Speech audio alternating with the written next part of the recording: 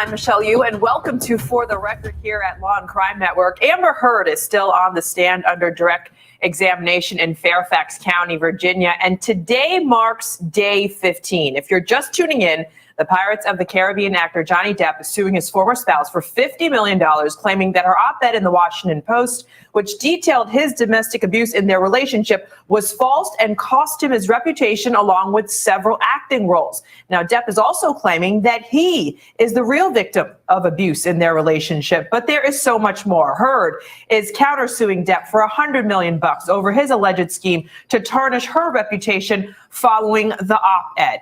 Since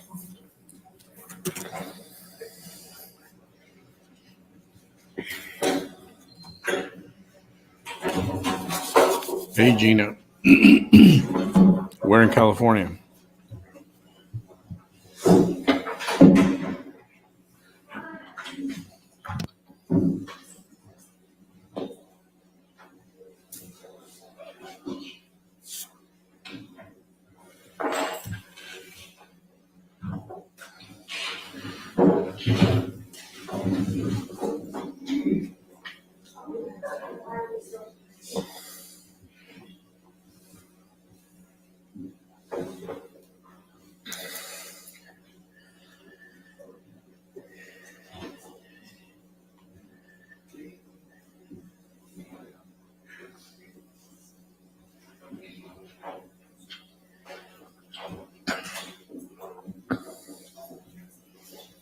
All right, thank you.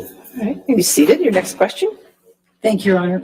Michelle, can you bring up Defendant's Exhibit 236, which has already been admitted? Thank you.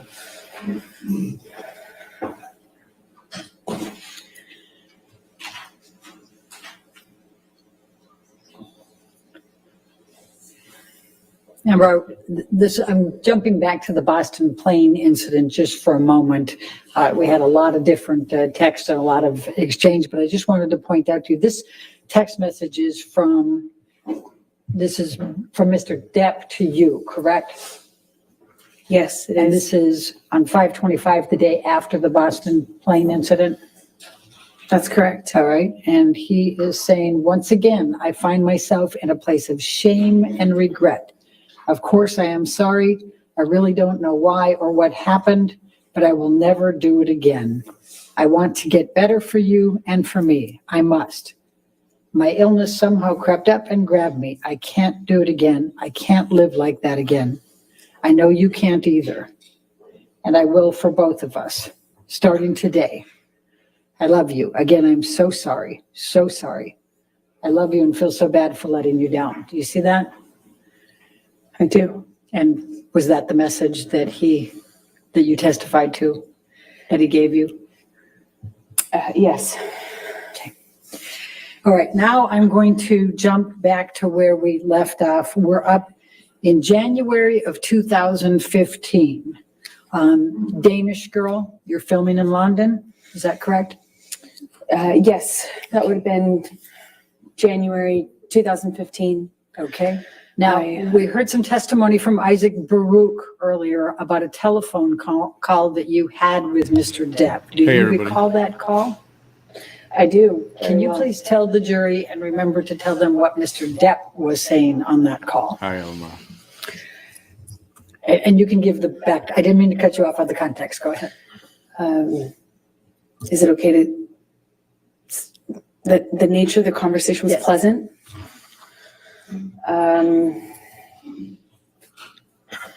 Friendly, fine, normal.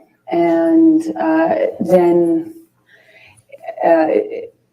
Johnny stopped making sense with this. Like, he'd start a sentence and then trail off and act confused when I would be confused. And that pattern kind of increased pretty dramatically in a short amount of time. And I was in a hotel room in London speaking to him in Los Angeles, and the phone, what I assumed, cut off. I thought it was a connection issue.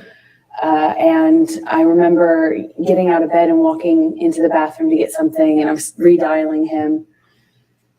And in the span of that short amount of time we had been disconnected, it was minutes, not even minutes. I called him back thinking the phone had been disconnected, and he answered and he said, how could you tell me that? How could you say that to me? Who the fuck is he? Who the fuck is he? And he asked me that a few times, and I was so confused. I didn't understand what he was talking about. I expressed that to him. He says, who is the guy, the one in New York that you're fucking? And it was such a bizarre conversation, because it had already started to feel like he was not making, it was almost as if he was confused by what sentence he had started by the time he got to the end of it. And then all of a sudden he tells me that I have just told him that I had a boyfriend or a lover in New York, and he's accusing me of having just told him about it, which was crazy to me.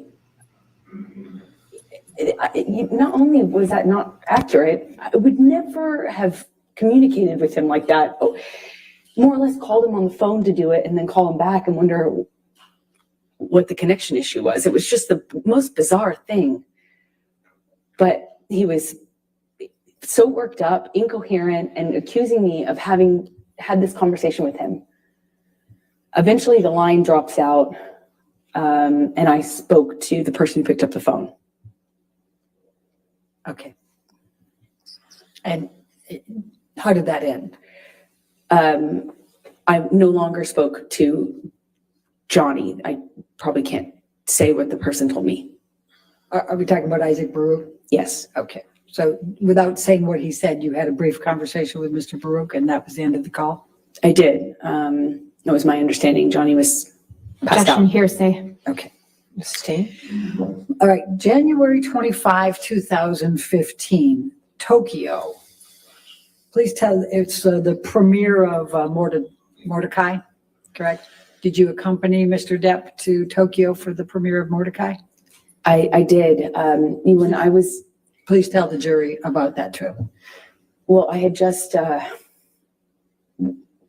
started to pick out the wedding dress right before that trip, and plans were moving for us to get married shortly after this trip. So we took this trip to promote his movie.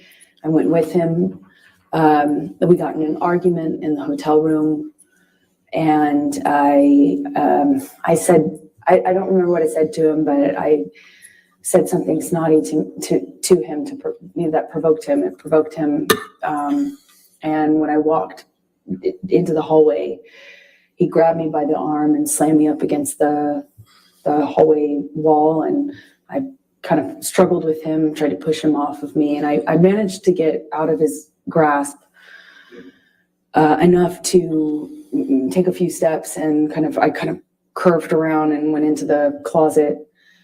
And by the time I made it into the closet, he had me by the hair, and I felt like he was just wailing on me, but in a really sloppy way, like hitting the back of my head, and kind of wrestled me down to the floor. I mean, it felt to me like I didn't even have a fair shot, because I wasn't facing him or looking at him. I was walking away from him. Or else, I would have at this point even I would have tried to defend myself more, but I didn't. I kind of felt like it didn't see it coming, and he just wrestled me down to the ground. And I remember he was screaming at me. I mean, like really screaming loud. And what I remember of that is trying to get up and him kind of wrestling me back down. And at one point put his knee on my back. was kind of like kneeling on my back. And I just had this like,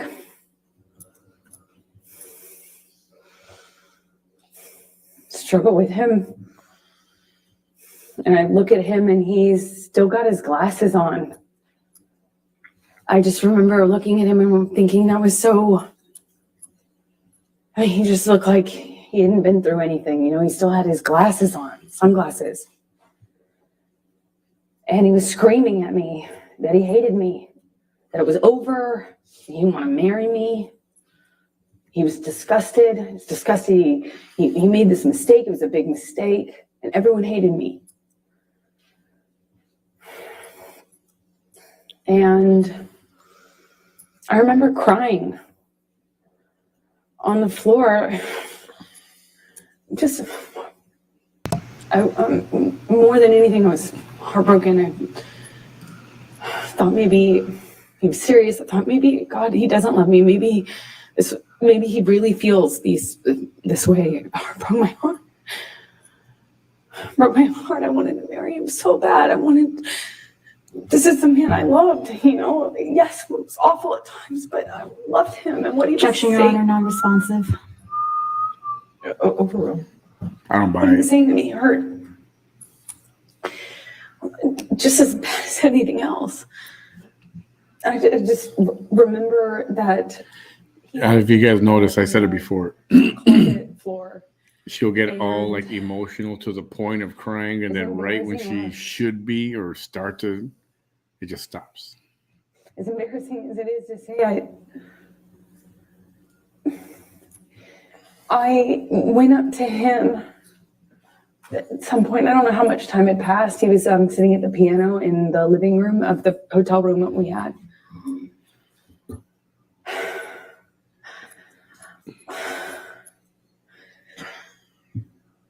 It's so, I know it may be hard to understand. It's hard for me to hear myself say, but I just wanted it to stop. I wanted things to just be okay.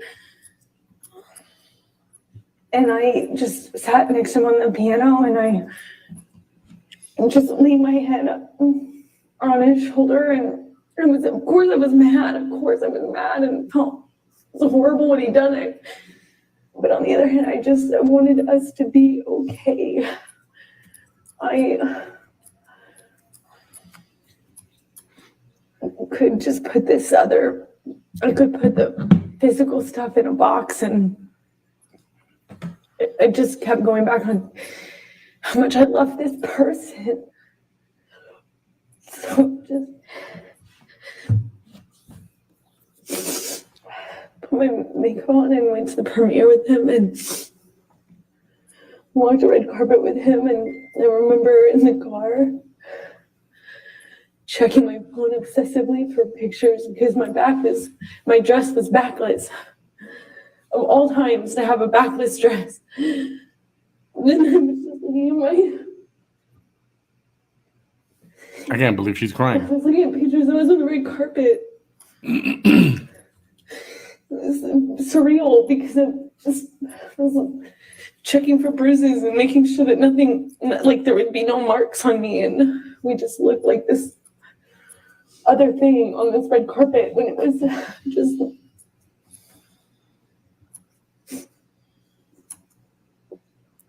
It was not like that.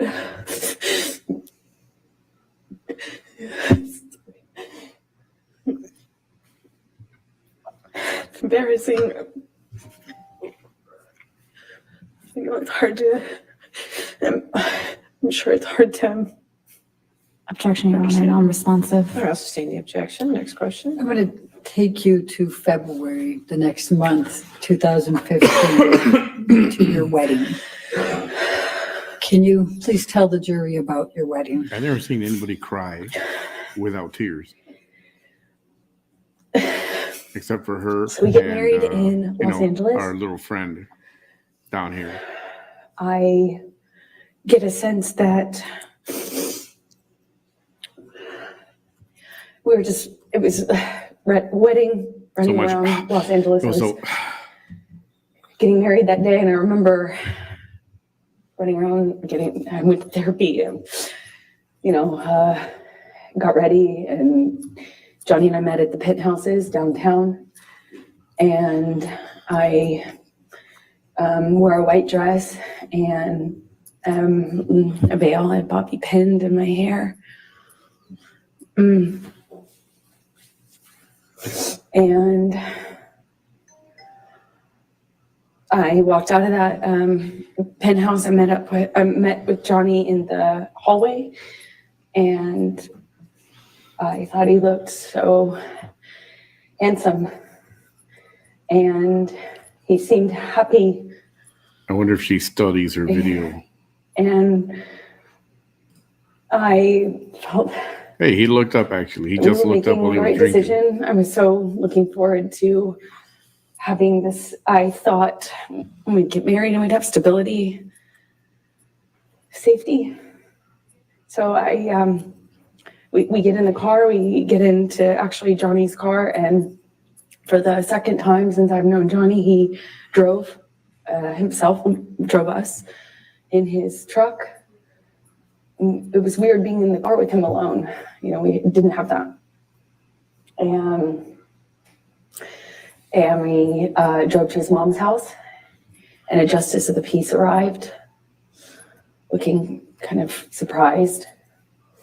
And she married us in the living room of his mother's house, Betty Sue, with our families together.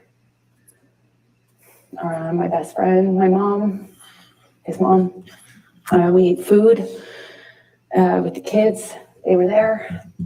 And we had a wonderful evening, and then got up and got on the plane either the next morning or the day after, and flew to Johnny's Island. And we had what we had planned for the better, we had planned for the better part of a year or so, maybe 8 months, for this 3-day wedding on his island with our close friends, about 12 people, maybe 15 people. And we had these little houses built, like not tents, but not houses, these little, for the guests. We had them built and designed on the island, and we had people come out, and it was magic. I was marrying the love of my life. It was complicated, but I thought it was the love of my life. And we had our friends and family out, and we had this 3-day event. The first night of which was supposed to be he and I separate, with our relative party. So me with the bridal party and him with his fellas. The bridal party, we had planned to do a cuddle puddle, have mushrooms and drink wine, and have our own girl party separate. And then the next day have the wedding festivities. We're going to be married around sunset, and on this beach, not the beach that Johnny had named for me, although I think we originally planned on having the ceremony on that beach, but it was changed at some point to the other beach. And we walked down the beach aisle, and said our vows, and the sunset behind us, and we took pictures with our family, and we shot the bird, meaning the middle finger, up at the paparazzi helicopter plane circling around us while we were on the altar. And we danced and celebrated. And then I left the island because I had to go work. When you say you left the island and you had to go to work, what were you working on that required that? I was filming The Danish Girl in London, which is the film that I had been in London for in January when Johnny was hallucinating on the phone with me. I was there doing kind of prep work for that film. And what, if any, film was Mr. Depp going to at that point? Well, the plan, why we did the wedding when we did it, is because he had always had this commitment to do Pirates 5. And he was going to shoot that in Australia, and I was going to shoot the Danish Girl. And I started the Danish Girl in early February, and he was going to fly out mid-February to Australia. So his movie was going to take the majority of the year, meaning until August.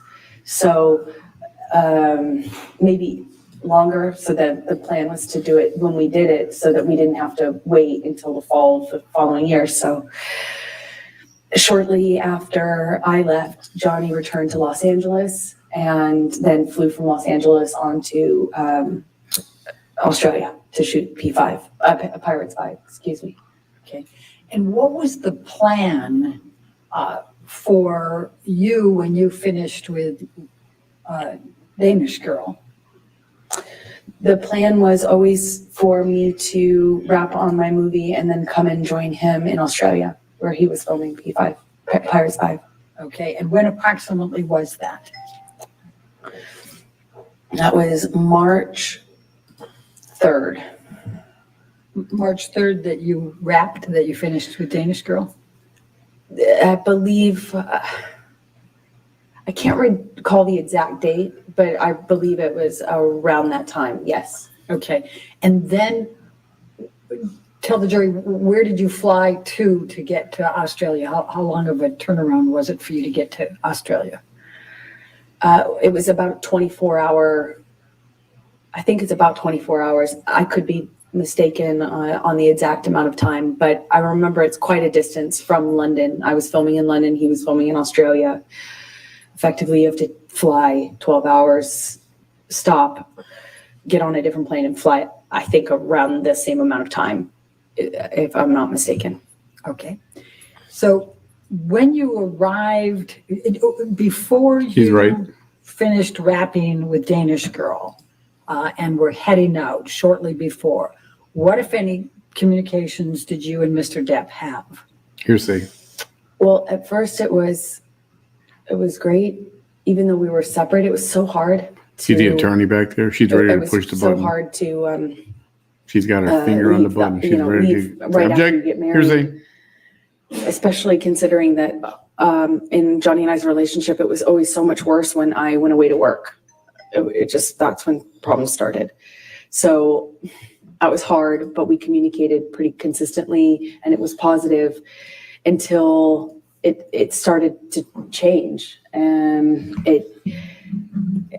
I got the sense that he thought I was sleeping with the director, and then it was with the actor I was filming with. Who was the actor you were filming with? Eddie Redmayne. Okay. I was not that it mattered, but I could do my best to field the accusations and then they would kind of subside and I thought things were okay. And one day right before I'm supposed to fly to Australia, he I think it was the night before I was supposed to leave to go to Australia, he calls my hotel room, apparently. I had a sense that the phone was ringing. I think I was in the shower at the time, but not much time had passed and I get a knock on the door and it was someone from the hotel that I was staying at. The hotel staff had been sent up to the room because Johnny... Objection calls for hearsay and speculation. So, objection. So don't tell what the staff said. What happened next? Then I start communicating with Johnny. And when you say started, I mean, was he on the phone? Did you call him? What happened here? He called the room and then my cell phone. And then once I was on the cell phone, he was accusing me of not being in my room. So he called the room and I had to prove that I was in the room because by answering the phone. And we had a lengthy kind of circular conversation about where I was and why I didn't answer the phone. Why I didn't answer the phone immediately. He didn't sound like he was connected to reality. It just didn't seem like, to me, it seemed like a previous pattern. I was unsure what to make of it because he wasn't right in front of me, but he was accusing me of what it seemed like is having, I guess, an affair or a reason to not be in the room that I got a sense from him was, cheating or that I was hiding something and why I wasn't answering the phone, and hence why I got the knock on the door.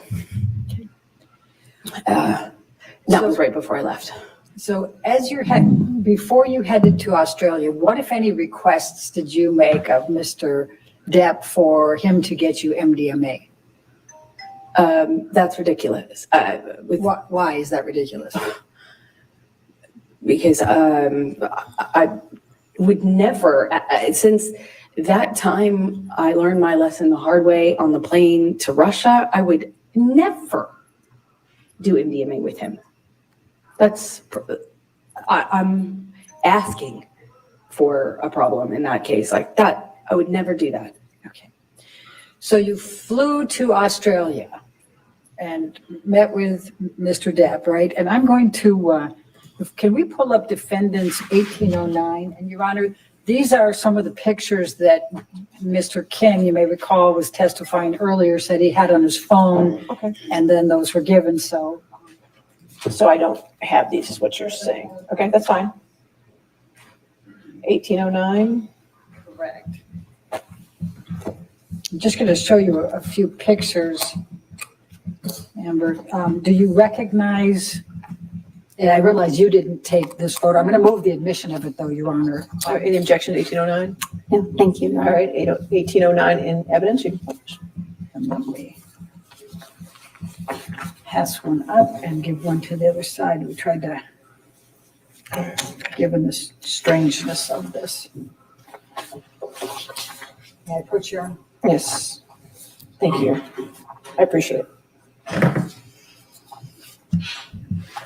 Amber, do you recognize this photo?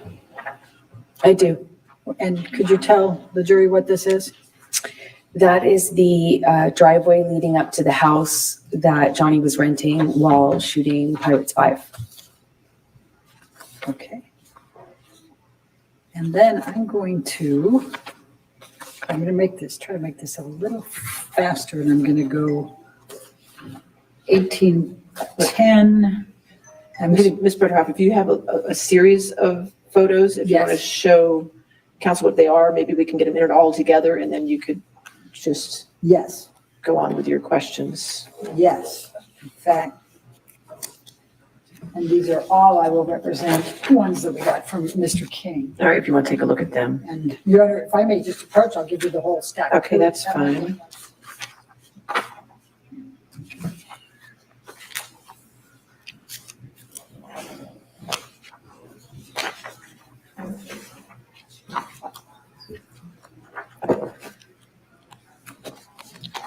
You can keep that up.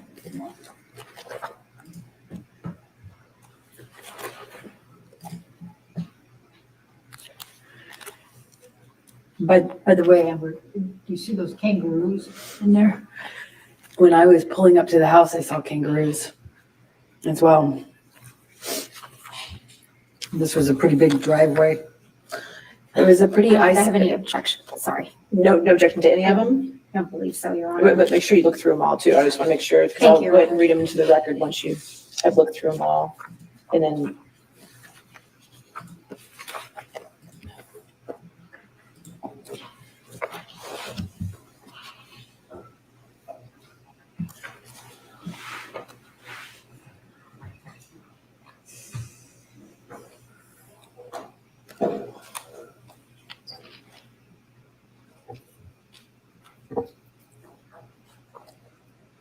Thank you, Your Honor. I've reviewed them. I have no objection to any of these photographs. So we'll enter into evidence defendants 1804, 1805, 1806, 1807, 1808, 1810, 1811, 1812, 1814, 1815, 1816, 1817, 1819, 1820, 1821, 1825, 1827, 1828, 1829, 1830, 1831, 1834, 1835, 1837, 1838, 1839, 1840, 1841, and 1842. Did I get them all? I believe so. I'll make sure. I want to believe so. We agree that's solid in evidence? Okay. They're all in evidence. So as long as you're just going to be referencing those photos, we'll keep it on We're before going you to keep it publish moving. them. Thank you, Your Honor. Appreciate it. Okay. Whose home was this in Australia? It was I think like a well-known sportsman, racing cars or something of that nature. Okay. Let's, Michelle, if you can pull up 1810.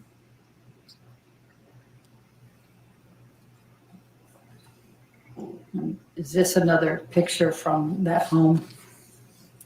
Yes, that looks like it's the view from the bathroom. Okay. And then let's go, Michelle, if you can pull up 1811.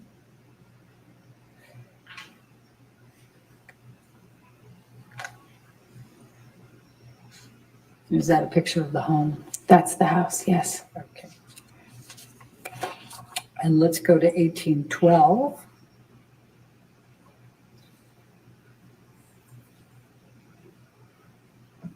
And that's, That's the view from the living room. It opened into a lagoon. okay. And then let's look at 1813.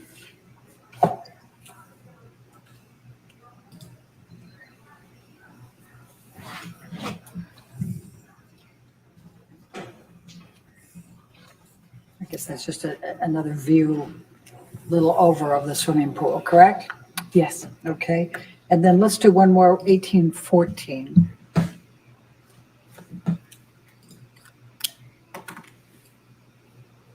This is inside the house, Yes. okay. And if you can look to the back here where I've got I'm making some, what if anything is that back there? That's the kitchen. Okay, this is the dining room and this is on the main level? What we're looking at is the dining room table on the main level with the kitchen in the background. Okay, thank you. Now I'm going to ask you to take this jury through your experience, what happened in Australia once you arrived there.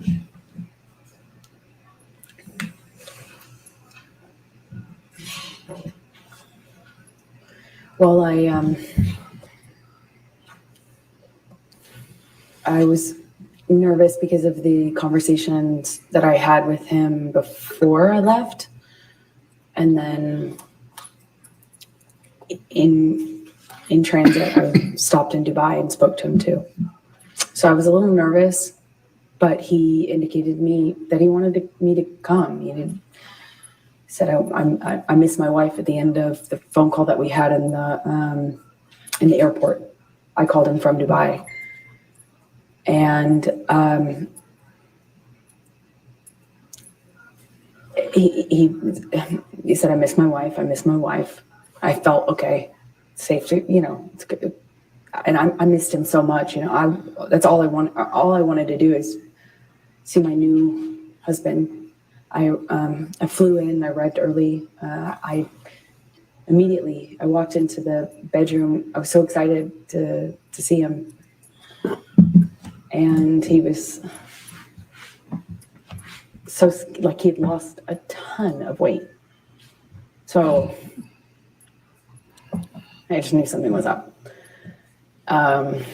And he kind of quickly, kissed me and kind of, we had some interaction. It was brief. He was leaving to go work. He had to work that day. But then after the plan was he would come back, which he did in the evening, and then he was supposed to have a 3-day weekend, a long weekend. So he comes back that evening, and the chef had kind of prepared some things for the fridge, mashed potatoes, I think spinach as well. There's some steaks in the fridge, but he had kind of prepped some of the sides. And I was looking forward to having this kind of, our style at-home date, we've just been, we're a married couple. We hadn't seen each other for basically a month after getting married. And I start dinner and am happy to see him. And at some point early in that evening, he pulls out a bag of MDMA. I asked him what it was, and he told me it was MDMA. And I was surprised because at the time, that was, there was no question mark as to how I would respond to that, or so I thought. It's like, why would you even think that that's okay? He'd already gotten clean and sober. I was, touch and go, but for the wedding, he was drinking Beck's. I think at some point he did have wine on the island, but it wasn't an issue. I just moved ahead. So I was surprised that he would even pull out this bag and, well, frankly, not hide it from me. And he kind of seemed to suggest that we should do it together. And I was like, absolutely not. Like, I just got here. I want to see you. I want to spend time with you. It was the exact opposite of what I expected, what I wanted. And it just seemed delusional at the time to me that he would even suggest this to be something that I could participate in with him.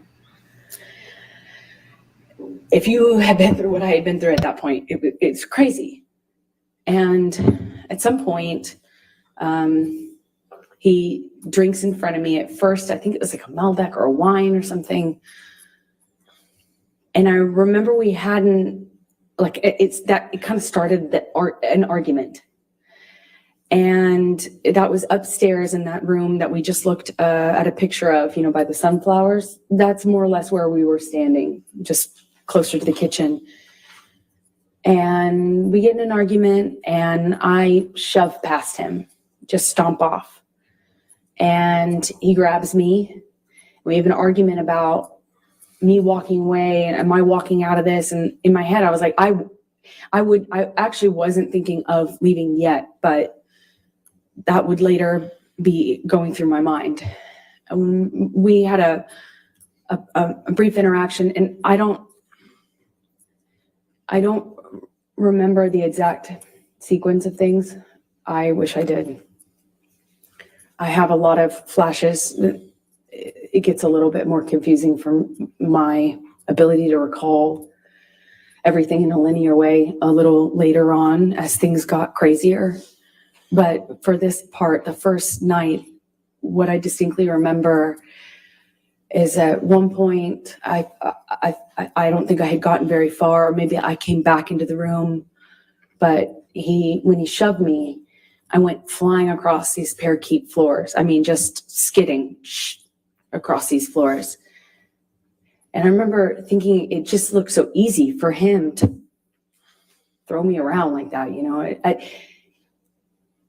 I just slid, screeching my skin against this beautiful wooden floor. And we had another argument that was a spin-off from that. It was just kind of this on-off sort of thing that I remember eventually in this interaction, he shoves me up against the fridge. He has me by the throat, and he just was holding me there by my throat. And I wondered if it was the drugs. I wondered if it was him. It hadn't, in my recollection, hadn't been that long. He has me up against the throat. He's kind of bashing me against the wall next to the fridge. We're kind of moving in that area. And at some point, I'm in his face. And I don't know if he had let go of my neck or loosened my grip, but I remember slapping him across the face, screaming at him, screaming at me. I got my hand free when he tried to grab me when I walked off. I stormed off. I slammed the door upstairs. I don't know if it was in that instance or if it was in a later one that I eventually barricaded the door. You know, it wouldn't stop him from coming in. He could come in the other doors. You know, there's a back door, there's patio, but at least I hear it. And this is March 2015. By this time, I'm being medicated by his doctor. He's giving me anti-anxiety meds, giving me, you know, had already tried to give me antidepressants. They didn't work for obvious reasons, I hope. I wasn't sleeping. I had insomnia. I'd wake up with panic attacks. You know, I needed to sleep, but my ability to do so was really, really compromised at this point. And I kept thinking that I just wanted to hear him or know if he came in so I could be aware, so I could be ready for what was going to come in with him. And at some point I go back downstairs. I don't really know at what point I gave up and stayed behind my barricaded door, but I managed to go to sleep. I took some sleeping pills. I woke up, and when I came downstairs, he was still up. He confirmed that when I asked him that he had not slept, he had not eaten. So I tried to get him to eat. We get in an argument. He was accusing me of Eddie Redmayne. And by this point, he thought I was working with Billy Bob Thornton on the movie I just shot, but I had already worked with him a year earlier. But he was very upset about him and the gentleman that invited me to a concert in London. You know, my co-star, he was upset about these people, even though I had done that movie a year prior. Who was that? It was Billy Bob Thornton, Jim Sturgis, and Eddie Redmayne that he was upset about. And let me just stop you for a moment. Have you seen Mr. Depp take any drugs by this point? Oh yeah, sorry if I left that out. That when we had the argument about the MDMA, he suggested to me that it wasn't on the no-fly list, like it wasn't on the no list. That was his that was his defense. Like, this isn't the, you didn't say I couldn't have this. And you know, over and over again, Johnny told me I wasn't the reason he was getting sober, but I was the reason he was staying sober. I had saved his life and all this stuff. It wasn't like it wasn't my job to police him, but I kind of ended up being in that situation, it seemed like, in his mind, you know, when he would express that to me. So he took a handful of pills, and I didn't count how many, but when I came back downstairs, I did the math on the amount that was left, and I think it was either 8 or 10, I can't recall as I sit here now, either 8 or 10 pills of MDMA. That he had taken or that were left? I remember we had a conversation about the amount that he took. So I remember saying, you Objection, took all. hearsay. Okay, I'll sustain the objection. Okay. There were only a few left in the bag, so I think it was what he took. And I said, Johnny, Objection, hearsay. he confirmed that he took that amount and that he could take that amount. And what amount? At this point, there were 10. He had taken 10, 8 or 10. I can't recall. And when you say at this point, is that the first night? Is that the second day? This is the second day. This is after I've already fallen asleep for the night in the room upstairs. Come back downstairs. He was still awake. Okay, please continue with that second day. He was accusing me of being mean to his sister. He was accusing me of not liking his sister. Something about the wedding. I was trying to put out that fire, as you will. I was trying to say, no. First of all, I'm not filming with Billy Bob. No, I wasn't filming with Jim Sturgis. Yes, I filmed with Eddie Redmayne, but he was a lovely gentleman. Objection, Honor, hearsay. Let's not offer to prove the truth of the matter. Overruled. Thank you. And then when it came up with his sister, he was accusing me of kind of having this animosity with Christy. I tried to defend myself, explaining why her and I had kind of become cold to one another. I don't know how else to describe it, because we never had any sort of direct interaction that was negative. We never had any sort of confrontation or anything, but I did my best to explain to him what I could answer to that accusation. And at one point he, I mentioned that, well, I can't say what I mentioned. He, as a result of that phone call, picks up the phone and calls his agent. I don't know why, still to this day. He calls a few people. I don't know who's on the other line. I just heard his side of it, and he's screaming at them. I got a sense that it was money, that he felt people had been stealing money from him, and that the studio had been ripping him off, and that he was calling himself like a whore, or he had been whored out. He seemed like he was upset, but I did not, at this point, this is maybe early evening, it was before the sun went down on the second day. I remember he took the phone at one point and called my divorce attorney. I had at some point prior to this got a divorce attorney, or not a divorce attorney, a domestic relations attorney to do a post-nup, because we got married in February, and there was never any mention or talk from Johnny about a prenup, but I had had interactions with his sister, and so I thought, okay, I'll get a lawyer and let's do a post-nup. When Johnny found out about that, or when I reminded him of that in Australia, he went outside and called my divorce attorney and fired her and said the only way out of this was death again. And I heard that already at this point, March 2015, probably 25 times. So he's screaming at her. He calls his agents. I hear him talking incoherently, screaming incoherently at my lawyer and his agent. He comes back inside, and I genuinely didn't know if he was still mad at me or if it was about me at all. I didn't know. It didn't seem like it was connected to reality at all. At some point shortly after that, I have been saying to Johnny, I need to sleep. Let's eat some dinner, baby. Let's relax. Please, like, calm down. In my head, I was thinking that it would genuinely change if he just got some sleep. He needed to sleep it off. He needed to come down off the drugs. Clearly, the combination of what he had taken pill-wise with whatever else he was hiding from me was not good. I had recognized that sort of delusion. I had recognized that sort of unattached to reality rage. I had recognized the patterns of those kind of loops where he's yelling about things that aren't even being discussed or talked about.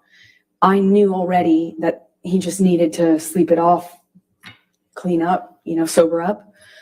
And I thought we could. I remember I went to the fridge. I got out the steak so that they would be ready to cook. And I got out some of the food I was going to put together for dinner. I went upstairs. I don't know if I came back down in my nightgown at that point or if that was shortly after, but the next thing I remember is coming downstairs and looking for him. We had an interaction that I can't really describe. It didn't make a lot of sense to me. He was just belligerent, throwing things, screaming at me. And I realized I was back on the chopping block. I realized it was back. I realized that the arrows were pointed at me again. And I tried to defend myself. I was explaining, trying to say that. Objection, Your Honor, hearsay. It was not for to prove the truth of the matter. She hasn't even said it yet, but try not to say what you're saying unless it needs it for context or something.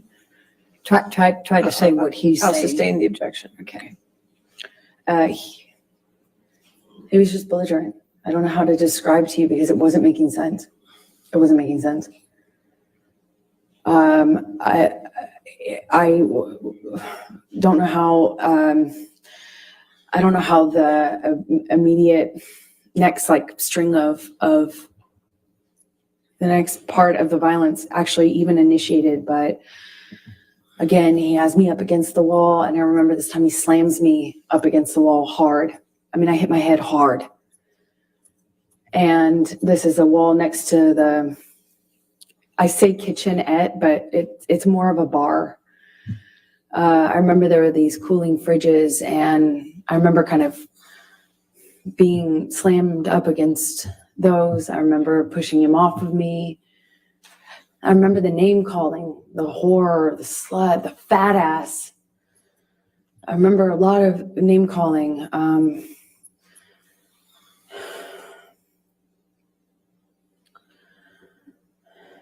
I said, Had he been drinking by this time? he was Calls drinking. for speculation, leading. Also seen as leading. What, if any, drinks had you observed Mr. Depp have by this time? Well, I had already seen him drink right in front of me. He took a big swig out of a wine bottle upstairs right in front of me as in a gesture of like looked right at me and took a big swig out of it as a, like a show for, like, did it right in my face to make a point. And then when I came downstairs, he was drinking from the bottle. I don't know what kind of liquor. I remember there was another bottle open, and I was wondering why he was drinking both. But at some point, he had me up against the wall next to the cooling fridges, and I remember slamming my head up against the thing. He had me by the neck, squeezing my neck, and it got really nasty. It went from like, oh, no one likes you, no one likes me, everyone warned me about you. That's what it was. He started to tell me that everyone had warned him about me, and that he wished he had never married me, wish he had never met me. No one liked me. It sounds childish, but I remember feeling really hurt.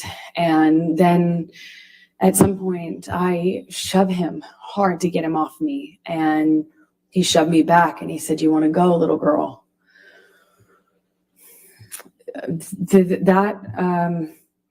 I couldn't, as I sit here today, tell you if that happened before he choked me up against the wall, but at some point, I am in a struggle with him where I'm holding his shirt lapel, and he kind of just flings me, for lack of a better way to describe it, throws me across the room. I land on a games table. It's like a ping pong table.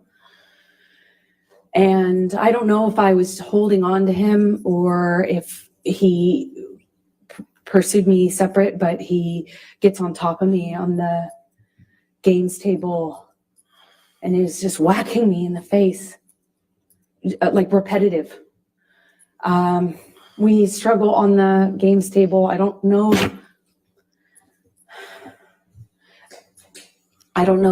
how we get up. I don't know if he pulls me up. I wish I could tell you, but we were in this struggle down in this games room by the bar.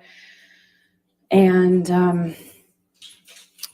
we had this conversation about the drinking, or argument about the drinking. And he holds up this bottle to me. And I'm saying, did you drink this whole thing? Something stupid, focusing on this detail. And he is telling me that I can't control him anymore. And that if I really wanted to try, take it. And then he's like taunting me to take the bottle from him. If I really want him to stop, why don't I take it from him? Go on. Kept saying, go on, and kind of gesturing with the bottle towards me. And like he does that 2 or 3 times. I reach for it, he'd revoke it, kind of laugh at me.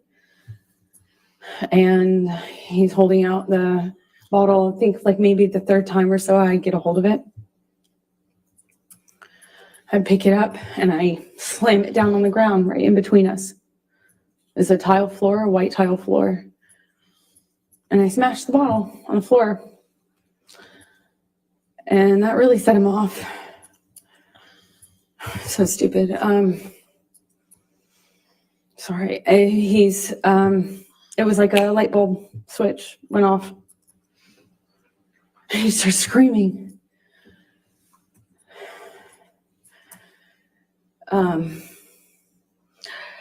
I don't know if he backhanded me or hit me normally. I don't really recall, but I remember it sent me down to the ground.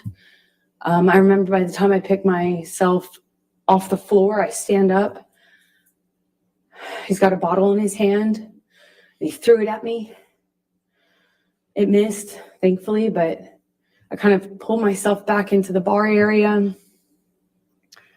I don't know how much time passed, but at some point he had a broken bottle up against my face, neck area by my jawline, and he told me he'd carve up my face.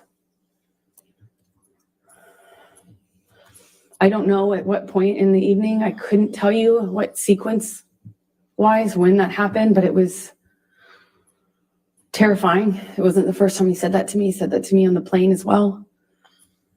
But this time he was holding a broken bottle to me. I honestly don't remember if I threw anything in his direction. I don't think I did. I just remember him having me by the nightgown. I remember him flailing me and throwing me around. I'm flailing. She got to the point where she can sniffle. After She can make snot, but you can't make tears. I think this is actually after, again, forgive me, I wish I could remember the sequence, but it's flashes.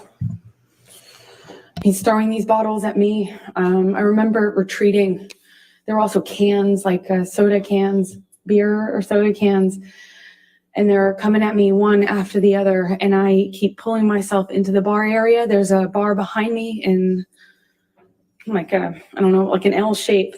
He's standing in the only way you can exit, so I'm kind of trapped in front of this sink, surrounded by bar on three sides with him in front of me-ish, kind of front off to the left, and he's throwing these bottles one after the other, and I can feel glass breaking behind me.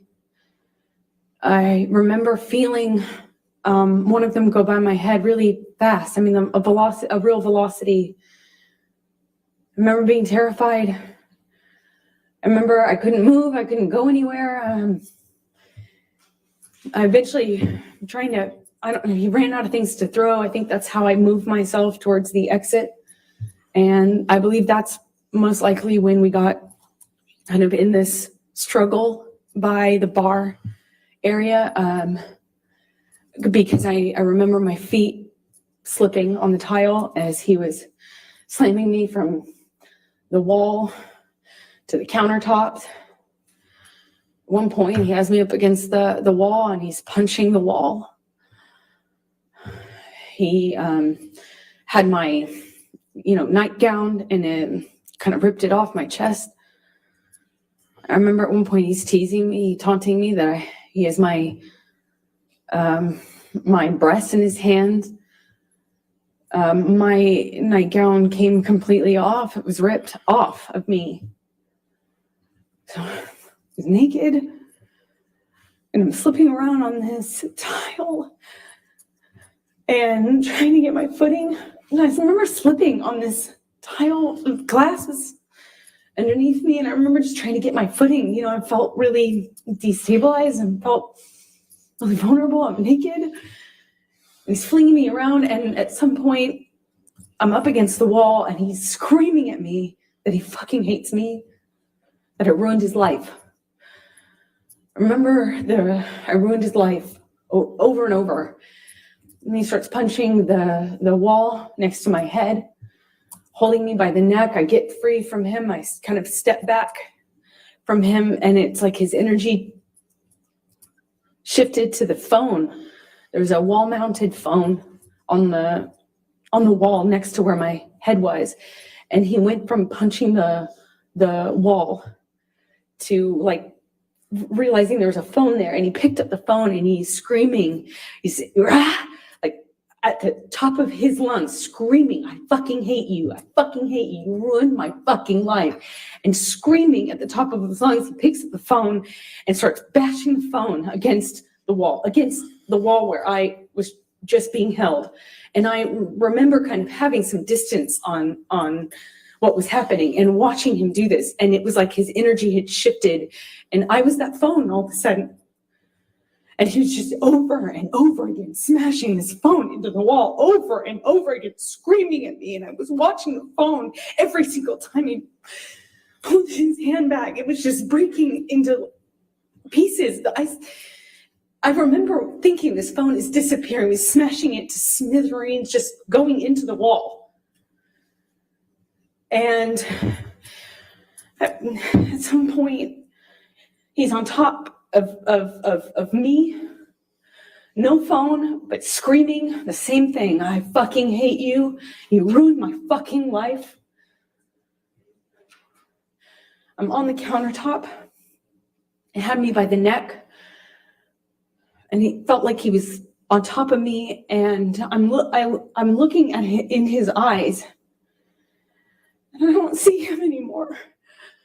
I don't see him anymore. It wasn't him. It was black. I've never been so scared in my life. It was black. I couldn't see him.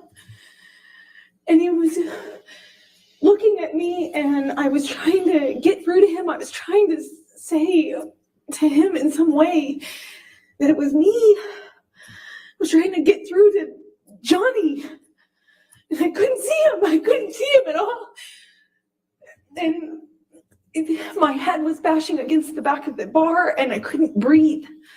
And I remember trying to get up, and I was slipping on the glass. My feet were slipping. My arms were slipping on the countertop. And I remember just trying to get up so I could breathe, so I could tell him that he was really hurting me. I didn't think he knew what he was doing. I don't know how.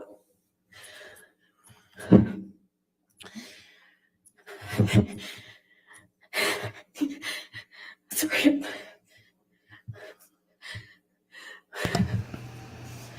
I don't see any tears yet. I'm sorry. I couldn't breathe. I think she's just tired from making herself breathe so hard. I don't know. Is this an act or what? Even her attorney's like, "You need a break." Where is it? I couldn't breathe. I couldn't get through to him. I couldn't get up. Where is that legit? "Hey, do we need a break? You need to take a time out. You need some water." And No, I there's don't none of know that. She's how, just but letting her I go. don't know. I don't know. Tell me how. it's not an act. I don't know what happened next. I don't understand this.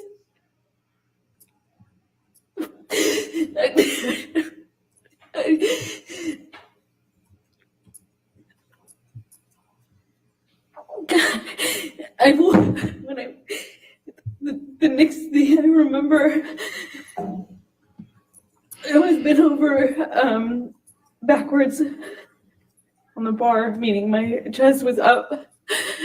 I was staring at the blue lights, and my chest was on this, my back was on the countertops, and I thought he was punching me. I thought he was.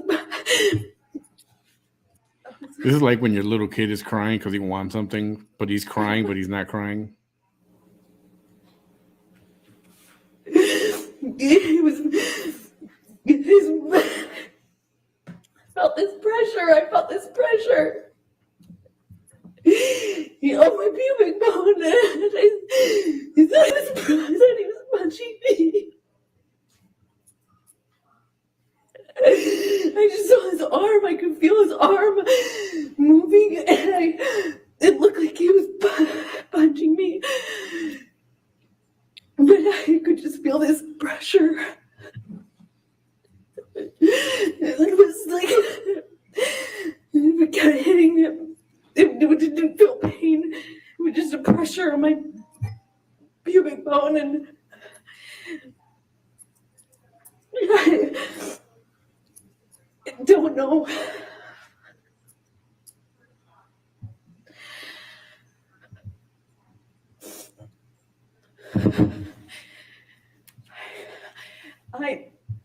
I don't remember what I said. I just remember being really still. Am I just missing it? I don't see tears. I mean, really? Unless you guys can see it, I don't see I remember tears. looking at all the broken bottles, broken glass. And I remember they just not wanting to move because I didn't know if it was broken. I didn't know if the bottle that he had inside me was broken. I couldn't feel it. I couldn't feel it. I didn't feel pain. I didn't feel pain. I didn't feel anything. I didn't want it. I looked around and I saw so much broken glass that I didn't know if he would know. If he would know, I didn't know if he would know if it was broken or not. And I just remember thinking, please, God, please, I hope it's not broken. I don't know how that ended. I don't know how I got off the countertop. I just remember it being in the bathroom. I remember retching. I remember the sound my voice was making. I remember I lost control of my bladder. I remember just retching. I remember there was some blood on the floor.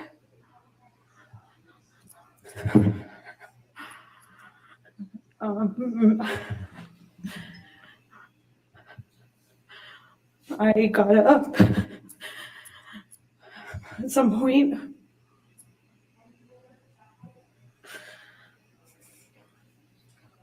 I don't know how that night ended. I don't remember what happened. I don't remember. I have a memory of him begging me not to leave. I remember going outside the front door. I remember him coming out to the front area, but I don't remember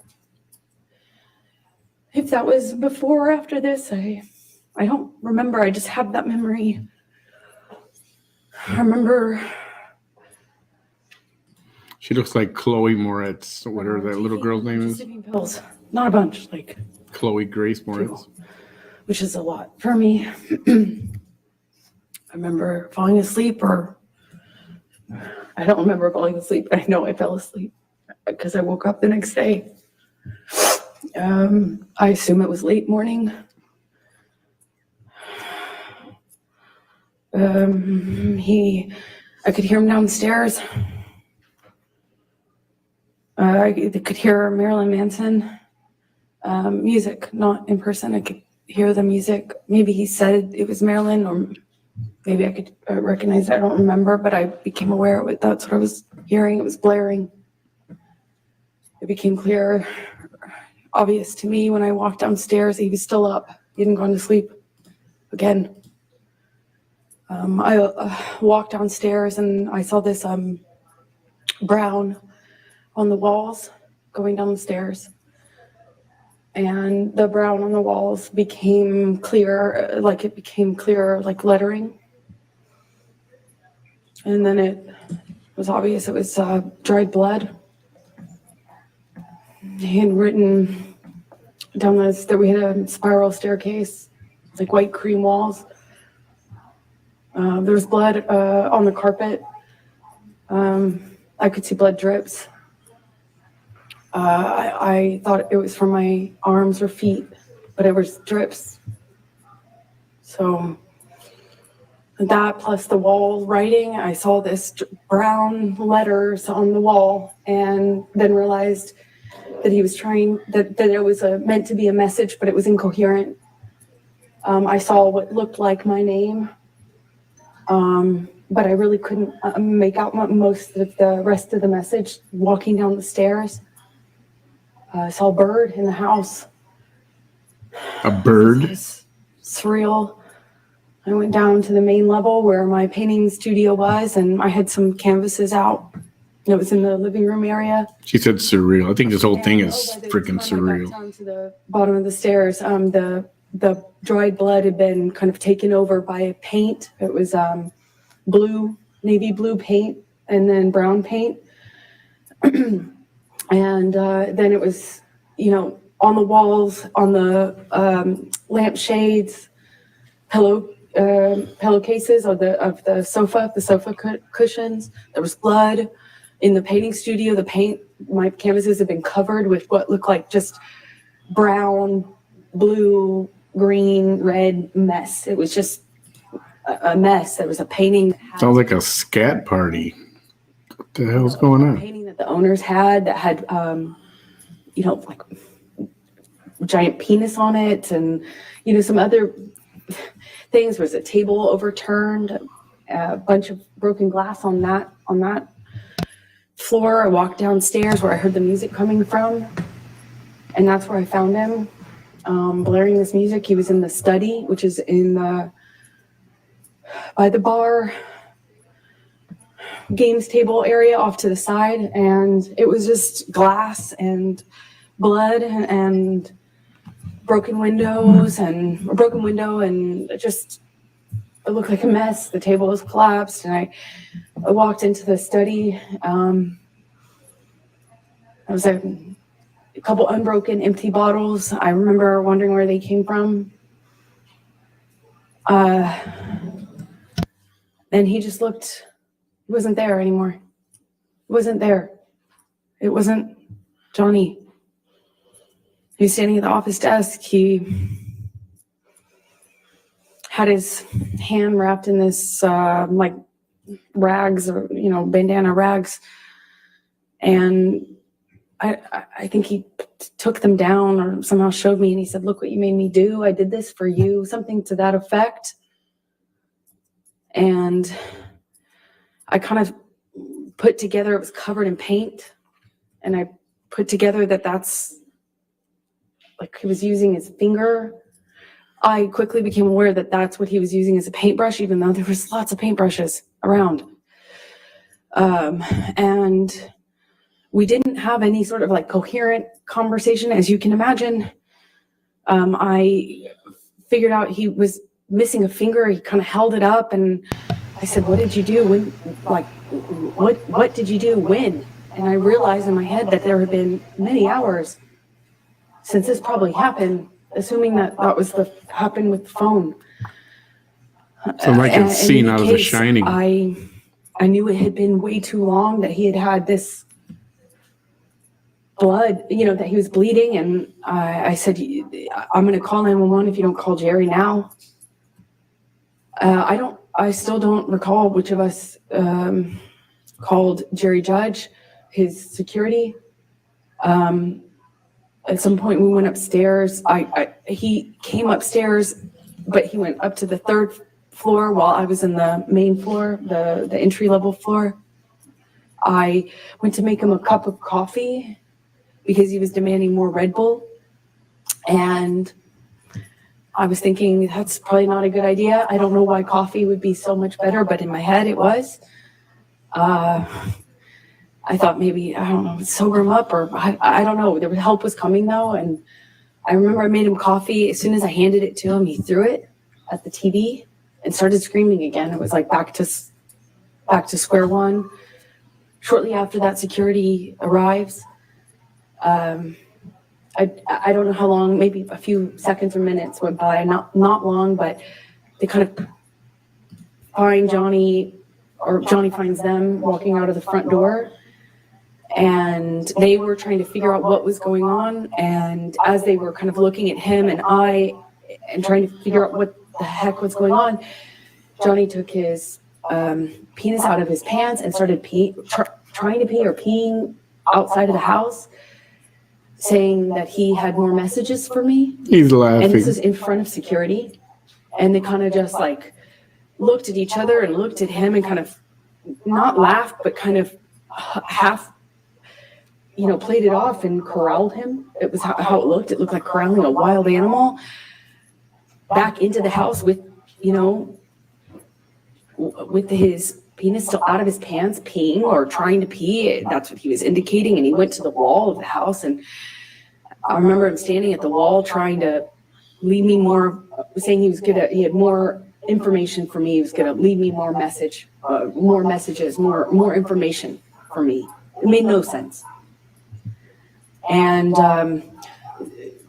Jerry Judge, his security, and one of the nurses, shortly after, I think they put me in the theater room, but shortly after I remember talking to one of the nurses, and she was trying to give me drugs to sedate Objection, me. Your Honor. Hearsay. Trying to give her drugs. She didn't say anything. Thank you. Keep going. And I just remember crying and rejecting what they were trying to give me and fighting with them about how much they were trying to give me. I felt like I needed to figure out what was happening with my life, what was happening with Johnny. I didn't know if he was okay. I didn't know. I actually had no idea, like, could this be something he could die from? If anything, just the drugs and the alcohol. I mean, that alone, I didn't, I just remember being scared and being in this theater room, this dark theater room, and not knowing what the heck was going on. Hey, Eunice.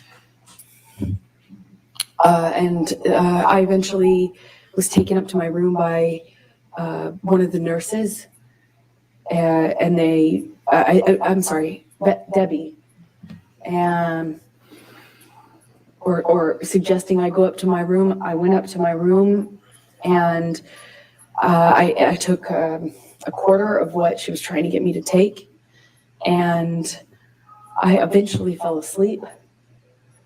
I came back downstairs to look for my phone, which Johnny had picked up before security came in.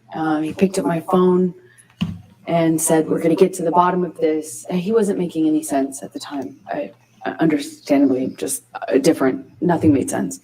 But he picked up my phone and was saying, I'm going to prove this. We're going to get to this. We're going to get to the proof of this. Something to that effect. I don't remember his exact words. And he pushed record on my phone. I didn't actually at the time think that he had done that. I had no idea, but I did know that I didn't have my phone when I woke up and went downstairs to get it. It was dead. It was sitting out on the dining room table by where Jerry Judge was sitting. Jerry Judge was on the phone and talked to me, and I went back up to bed, took more of this sedative, and fell asleep. And then I think the next day, went to the closet and took out the clothes that he hadn't painted on. I guess when he went back upstairs, he had it looked like what he had done is dip his hand in a bucket of paint and just wiped it on my clothes. And he had picked up another portion of my clothes and put them in the bathtub. And I don't know if he added paint or if he just had touched them with paint, but it was this ugly navy blue brown paint. I packed what was packable, what hadn't been destroyed, and eventually left Australia with Ben King, who you met on the way there. Let me stop you there because I want to ask you some more questions about those 3 days, and then we can talk about Ben King and going home. So, do you recall what bottle Mr. Depp was drinking from and then had that back and forth with you and you threw on the ground? Objection, Your Honor, compound leading. Sustained. Do you recall what the bottle was? No, I don't. Do you recall whether it was wine or liquor? It was liquor. Do you, Because the wine was upstairs. do you recall what color Excuse me. it was? Well, I believe it was white, clear, but I can't be certain. I think it was clear. Do you remember whether it had a handle on it or not? No, it was a normal bottle. I remember because he was holding it like this and gestured to me to take it. And I did try to reach for the bottle. It was a normal size, but for life of me, I can't remember like what brand. Okay. When you woke up that third morning and came out, If you guys have just joined in, she's been Oh yeah, I forgot about it's been quite an act this afternoon. Objection, Your Honor, leading. You're gonna have to go back and rewatch this. It's quite mashed potatoes. Entertaining. Smeared all over the bedroom door, on the wall, in various places. But I remember opening the door and being really confused at first as to what it was. Had little like specks of green in it, I assumed to be spinach. And throughout the house, there was food rubbed in places, just countertops, walls, doors, as I mentioned. And later that evening, I found the raw meat that I had left out, the steak, all over the house, or pieces of it. It was cut up. And he had ripped my nightgown into pieces, into shreds, and wrapped the meat up, like wrapped the steak pieces up with my nightgown. It was this really beautiful burgundy silk nightgown that had this black lace trim. I ironically got it from Dr. Kipper for a wedding gift. And it was wrapped, I found it, I continued to find it throughout the rest of the time that I was in the house in Australia. There's pieces of it in the microwave, pieces of it in the produce drawer, in the closet drawer. Just raw meat wrapped up in my nightgown, as well as the smeared food on the walls. It was bizarre. what, put it if mildly. anything, do you recall seeing on any mirrors? Oh, he had written on the bathroom mirrors in the bedroom, and I believe there was another mirror. I just don't recall which bathroom it was in. I suppose it was the one that I went to, which is on the very bottom level, where I was retching, for lack of a better way to describe it. I think it was in that bathroom that he also wrote on that mirror as well. What, if anything, do you recall? In blood and paint, sorry. I'm sorry. What, if anything, do you recall of any lampshades being written on? Well, he wrote on messages to me, things to the effect of go-getter, horror sort of thing, that sort of language. But calling me easy, calling me a slut, calling me, just things about ego and what a whore I was. But it was hard to make sense of it because it was clear he was just out of his mind. It was, he wrote on a back of a pillow in blood. And you can tell because it dries like in this ugly brown color. He wrote on the walls going downstairs. Like it took in fact, you could see where it looked like he had run out of blood because the messages became, the markings became clearly letters. And the letters kind of became, like I could see where he had clearly run out of blood or wasn't bleeding enough and went and got paint. And then it became paint and blood. You could see both. You could see where he went back with it. Same with the mirrors. I could see where all the dried blood was. And then I could see a different set of markings with paint and some other material. So I'm going to go back to the time in the bar, and I know this is very painful. Do you recall what Mr. Depp was saying to you when he had the bottle and was pushing it against your pubic bone? He said that he would fucking kill me. I'll fucking kill you. He said it to me over and over again. He said, I'll fucking kill you. Did you bleed from the vagina as well? I did. And did you experience any pain later? I wasn't thinking about that.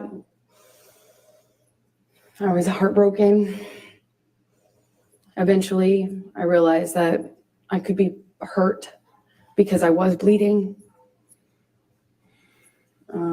But I convinced myself it wasn't broken and that the bottle wasn't broken, or else it would be a lot worse. And the discomfort I was feeling afterwards just paled in comparison to how scared, shocked I was. I'm scared. I just married this man. I just married him.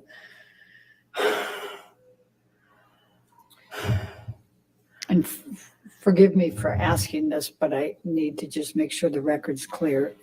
You were penetrated up the vagina into the pubic bone, is that correct? Objection, Your Honor. Leading. Sustained.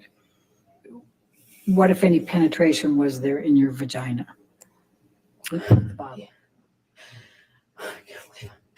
I'm so sorry. Do this. I am so sorry.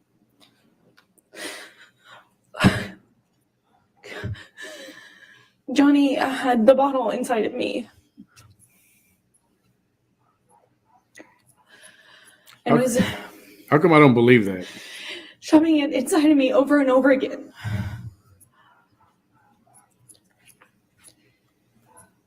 Did you experience any cuts on other parts of your body? Even he doesn't believe it. You see this? My forearms were cut. My bottoms of my feet were sliced up pretty good. Did you have any other bruising or swelling? I had a bruise across my jaw, I suppose, from one of the many times he clocked me in the face downstairs. I think I just didn't make a record of anything else. I'm going to ask you to turn to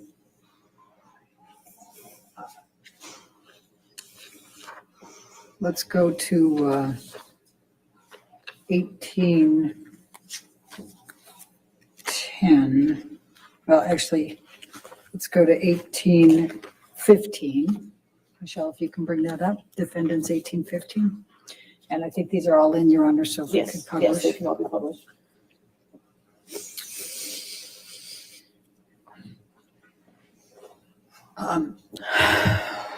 Is this the game table? Yes, it is. Okay, and is this, based on your testimony, is this where you were you on top of this table? Yeah, that he briefly got on top of me, and was pushing on my throat, actually, at some point when I was on the table. I had forgotten about that. And this, though, looks like it is after a lot of the stuff was cleaned up, because it didn't look quite like this. Okay, and did the table collapse? Yes, it did. Objection, Your Honor. Leading. Sustained. What, if anything, happened to the table? You hear an The echo? table collapsed underneath I was me. about to say, I hear an echo. When Johnny threw me into it and got on top of me, or fell on top of me. I honestly don't know which one. we could look at 1816, please, defendants.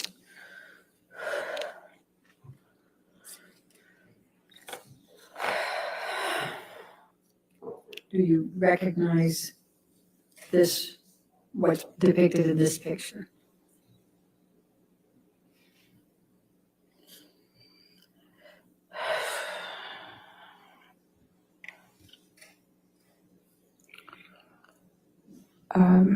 Yes, What is it?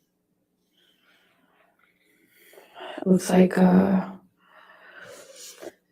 bottles that were by Johnny on the desk when I came down that last morning, and he was still up, still drinking. If we could go to defendants 1817.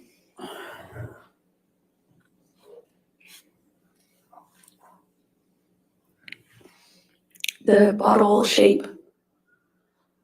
The bottle shape. I'm sorry, go ahead. I don't, I have not, Go back to 1816, please. Your Honor, I had fused. Is there a question? I got to ask a question. What more do you recall? Sorry, it took me a minute to respond because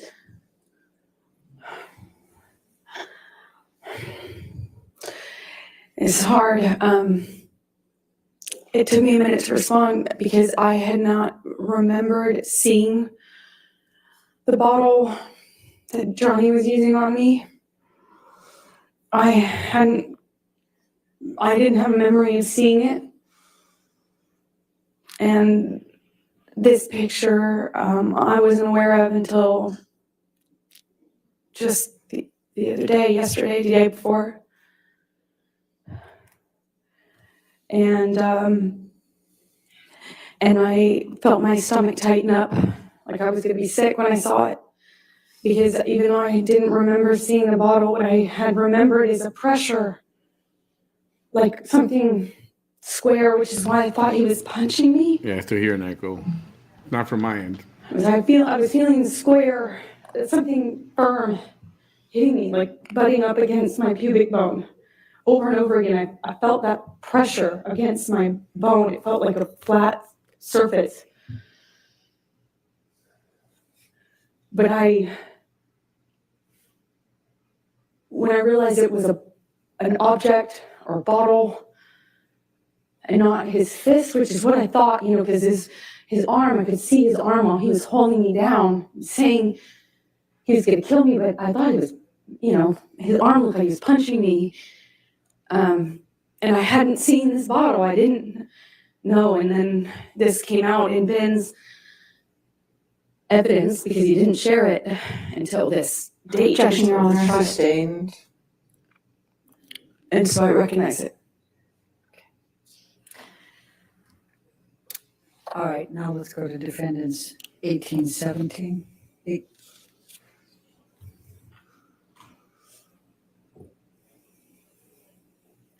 Do you recognize this area or this picture? Yes, it looks like one area of the bar. Obviously, this is sometime later because all the liquid is dried up. It's quite slippery. I was slipping all over that tile. That's how I know. Okay. Looks like a lot of the glass has been cleaned up almost. Okay. And then let's go to 1818.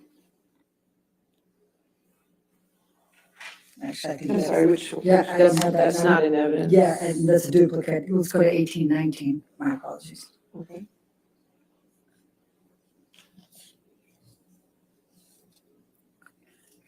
Do you recognize this? Yes, I do. What is this? This is close to where my feet were when I was dangling off the counter. When he had me on the countertop by my neck, my feet were slipping on the tile, and I just remember my feet.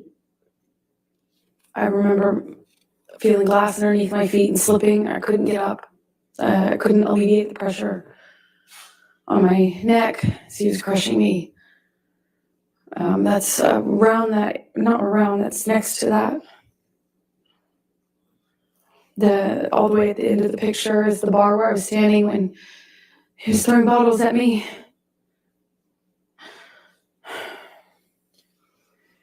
Can we go to 1820?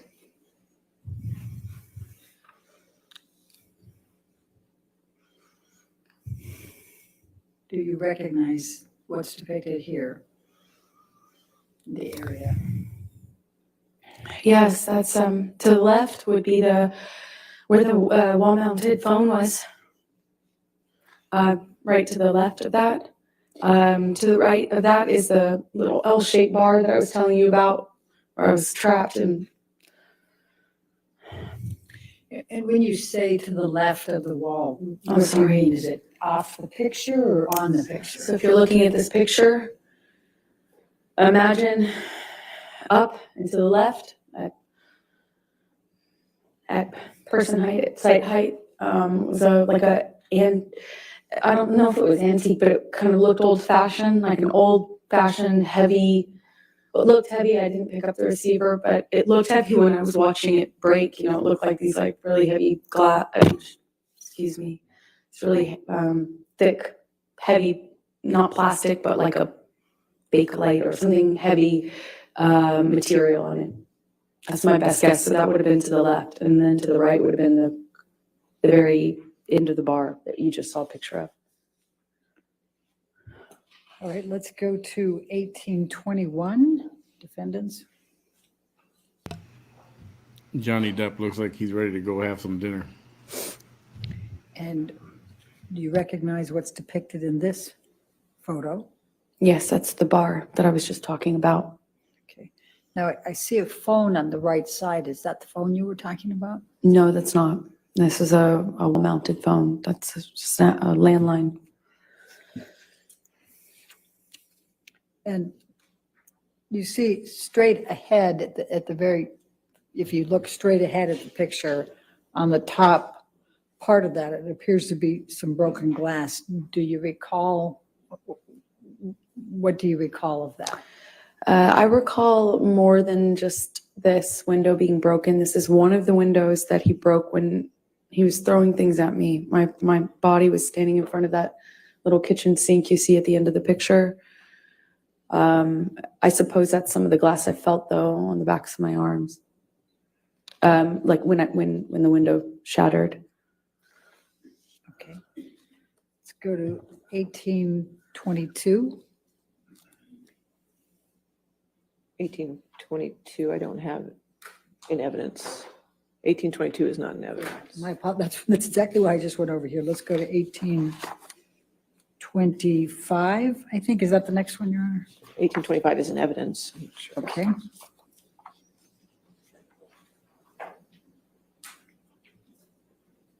Do you recognize this picture? Yes, that's where Johnny was standing when I found him the last morning. That morning, it might have been like midday. When I say morning, it was after I woke up. It was certainly not early morning. And he was standing at that desk, behind the desk, with the Manson blaring. When I found him and told him that I was going to call 911 if he didn't call Jerry. If you look in this picture, there appears to be a lampshade down below. Do you recognize that lampshade down below the table? That's one of the lampshades Johnny wrote threats or messages to me on. Okay. Then let's go to 1827.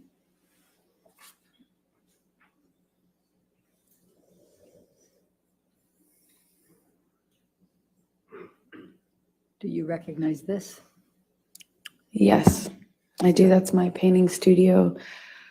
So when I walked downstairs and saw all the blood on the walls, I walked into this room first. That's where the stairs empty into this room, kind of my painting area. And those are the canvases that he repainted. And do you see, if you look by the white tablecloth table to the right of that, do you see a lampshade there?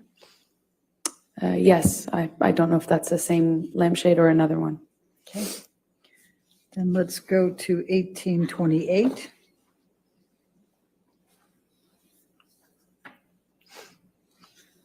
And do you recognize what's in that one? I do. Those are were my paintings. That I don't know when he did that, if it was before or after the writing on the walls, but he just ruined them. So I just want to make sure, so the painting canvas that's dark colored, there's two of them there. Well, there's two or three, and then there's a smaller one in the center, and that was his daughter. I was trying to paint a portrait of, and that was untouched.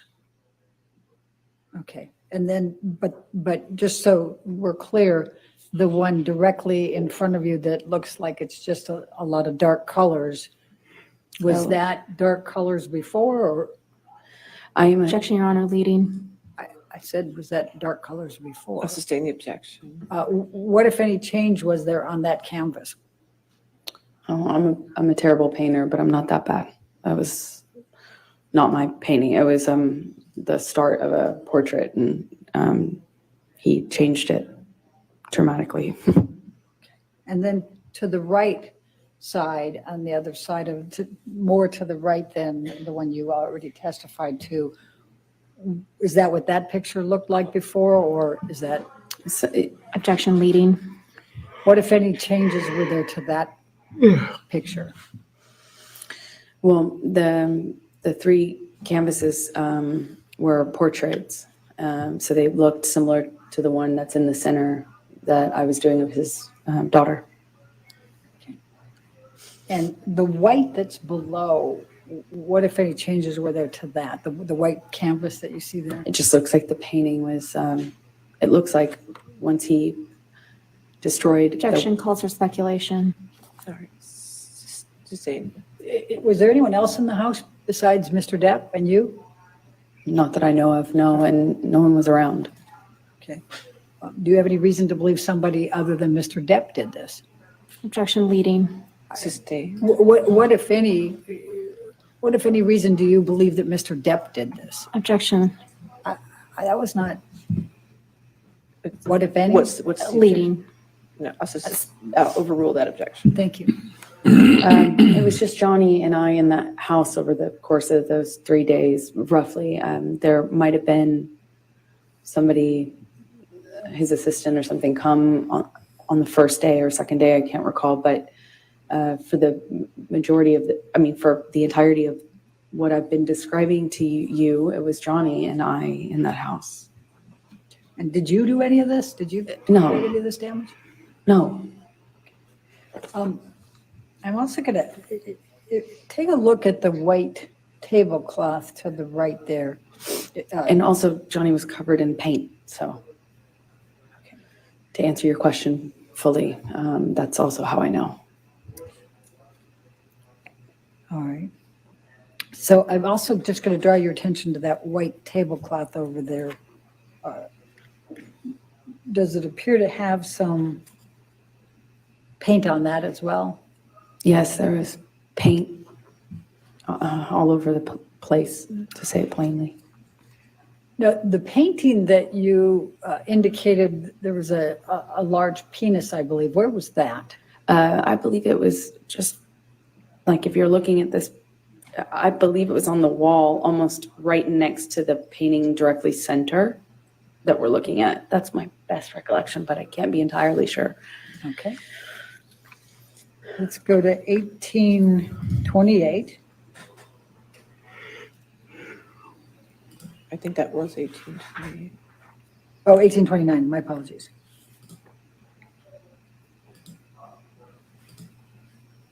And do you recognize this photo? Yes, I do. What's in it? And what was this? This is one of the lampshades that Johnny chose as a medium to leave me messages in blood and paint. Okay. Let's go to 1830.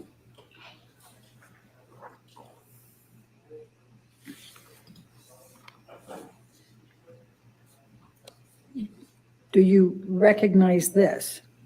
Yes, that's one of the bathroom mirrors. Okay. And if you could just look to the left, and I'm going to go ahead and circle it over here. You see red and black there. Would you agree? Yes. Okay. And there were some questions that were asked earlier about that red. What, if anything, did you write on this mirror? I didn't write anything on the mirrors. I was as confused as anyone in hearing that testimony. And based on looking at this area that I have circled, is the black on top or underneath the red? Objection, Your Honor. Calls for speculation leading. Sustain the objection. All right, this might be a good time to take a break. Why don't we go ahead Okay. and take our afternoon break, ladies and gentlemen. Let's go ahead and have our break. Do not discuss the testimony with anybody and don't do any outside research. We'll come back here. All right, in 15 minutes.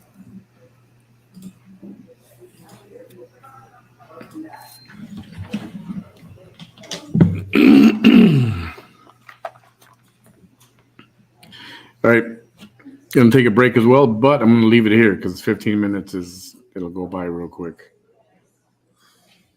So All hang right, tight. so we'll come back at 4:02, okay? Thank you. All right, thank you.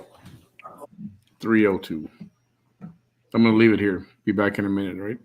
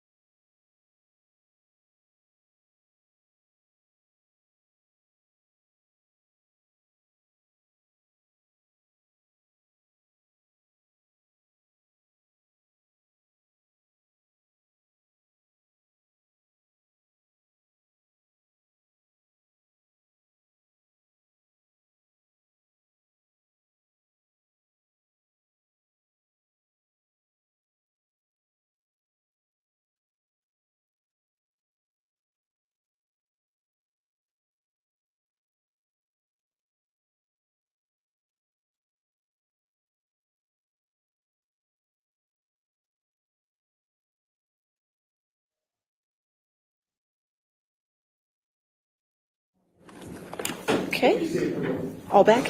Thank you, Your Honor. All right, before we get the jury, I just want to see, talking with Sammy, is Friday, May 27th? It's not, we usually don't meet on Fridays, but is that an okay day to have trial on that Friday? It's the Friday before Memorial Day. I want to check with the jury, but I want to check with you first. Yes. That'll actually be closing argument day for anybody that wants to know. Okay, so, right, so I just want to make sure that keeps it track, but if it's good with the jury, I just want to make sure that that Friday's good with That them. works for me, Your Honor. Okay. Okay, sure.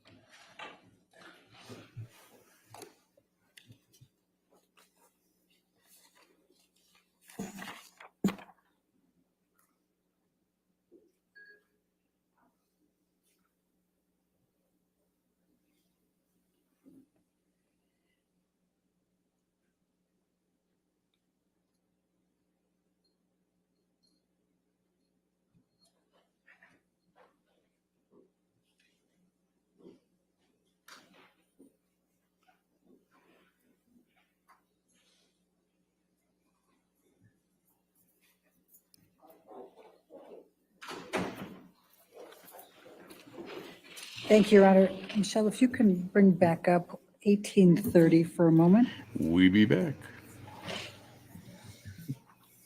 1830, I'm sorry.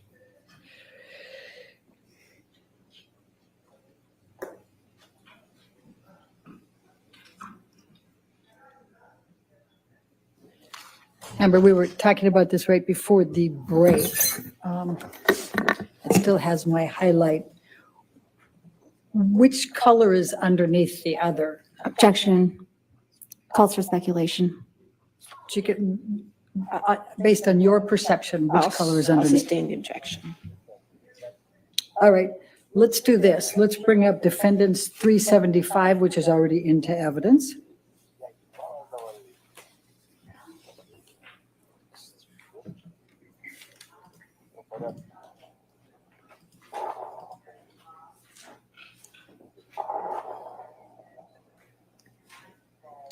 I think I need to clear that highlight, Your Honor, but I don't have the control on mine. There we go. Thank you. It's in the top right corner if you need it, but that's fine. Thank you. There it is. My menu was hidden.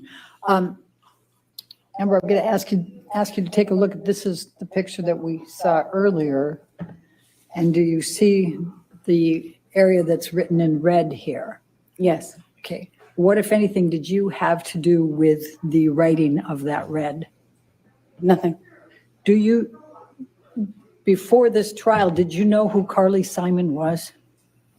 I might have heard her music, but no, I didn't. Did you know what songs Carly Simon wrote or sang? No, you had to tell me.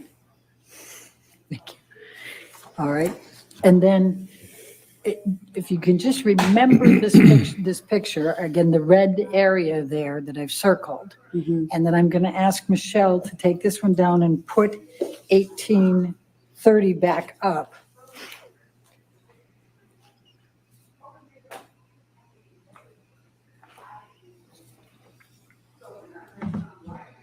And I'm going to ask you to take a look at this. What, if anything, did you do to this mirror with respect to the black or the red? I didn't touch it. Okay. And what, if any, pictures did you take? I took a picture of it was the picture we had right before this, is the one I took because it was in the bathroom where I found my clothes in the tub and stuff like that. And let's go to 374, please.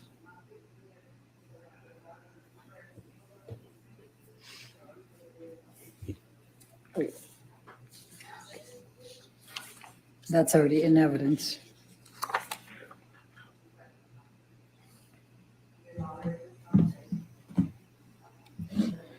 Is that the picture you're referring to? Yes, it is. Okay, and I'm sorry, I just want to make sure that I understand. What else was in this bathroom where this mirror was? The bathtub and another mirror, which also had writing on it. The bathtub had a few of my clothes in it and paint. And both of the two mirrors were painted. I believe I took a picture of both mirrors. Okay. And then I'm going to ask you, Michelle, if you can bring us back to 1831.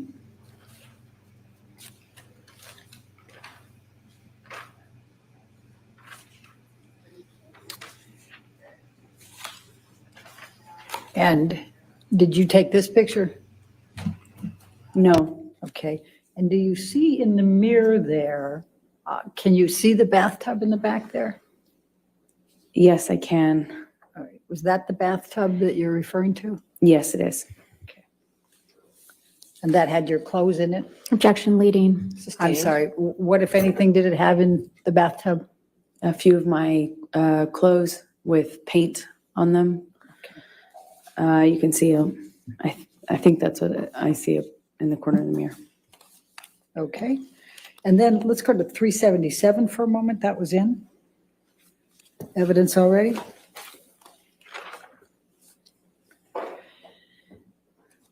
And do you recall seeing this picture earlier? I do. Okay. And now let's go to 1829, please.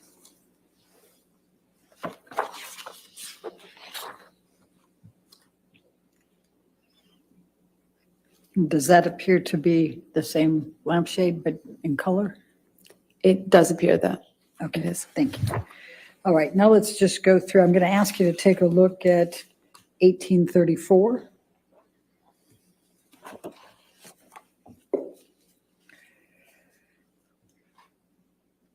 And what does this depict that you can recall? That is the TV that Johnny threw the cup of coffee at. Okay. And let's go to 1835.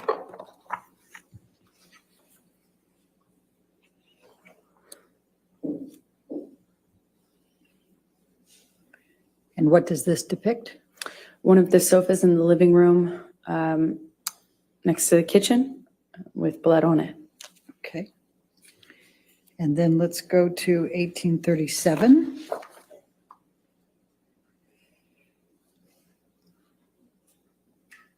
And what does this depict? It's one of the guest bedrooms with Johnny's iPad on the bed and blood and or paint on the duvet cover. All right, thank you. Now let's do 1838.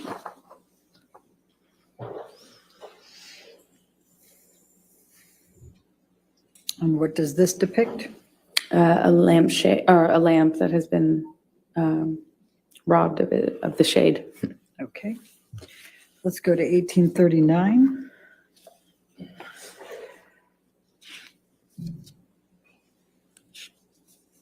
What does this depict? A different bed with more blood on it.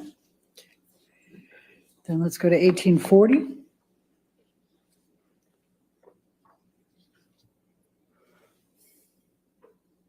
And what does this depict?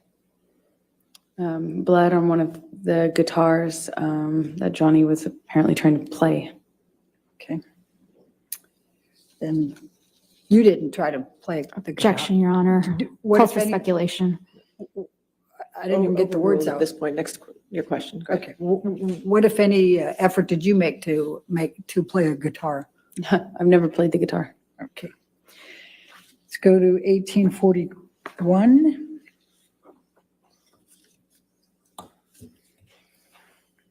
What does this depict? It is where Johnny slammed the end of a bottle into the wall while holding me up against it. Is this in the bar area? This happened in 2 rooms, so it's hard to tell. Okay. The bottle into the wall, the best of my recollection, happened in the kitchenette bar area downstairs, but I can't be 100% certain. Okay. And let's go to 1842.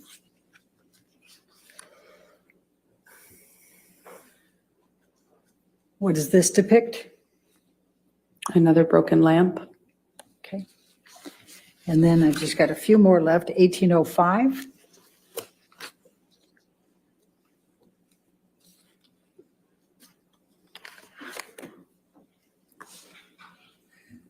And what does this depict? Wine spill. It looks like the remnants of a wine glass being thrown. And it looks like broken glass. Do you recognize where this was in the house? Well, it looks like a bedside table, but I can't be certain. Okay. Let's go to 1806.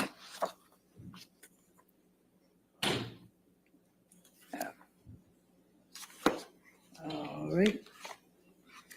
Let's let's skip that one and let's go to 1808.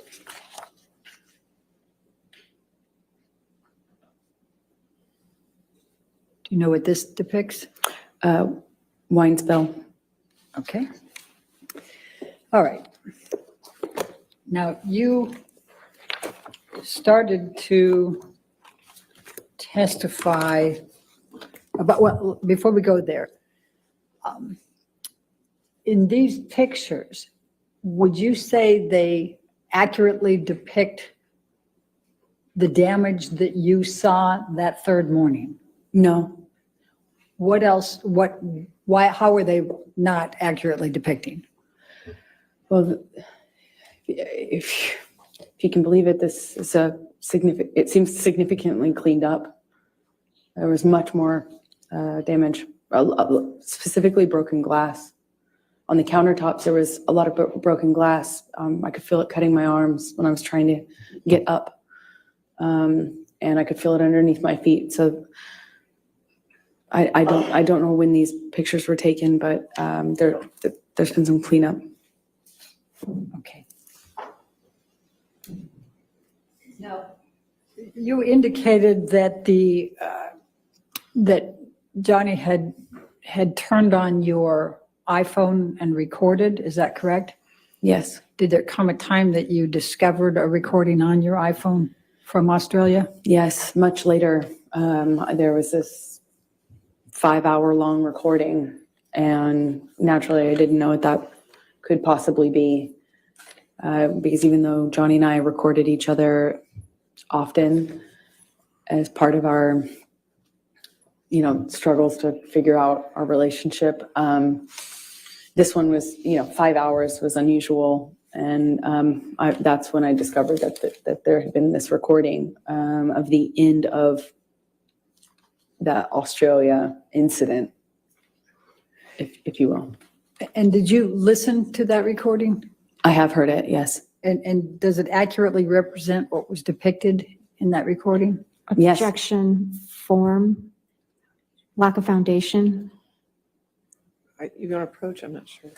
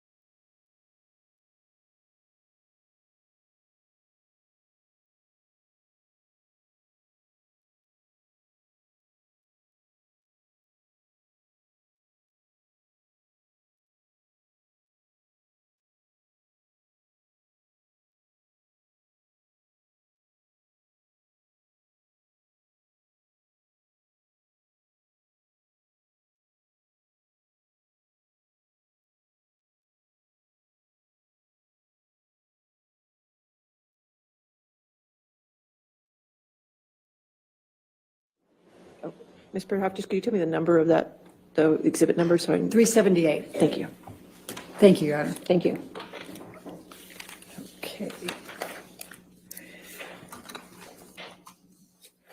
Number, you testified that you made arrangements to return home. Can you describe, let's take you to the point you left the Australia house to go to the airport and were accompanied by Ben King. Could you tell the jury what transpired during that period of time?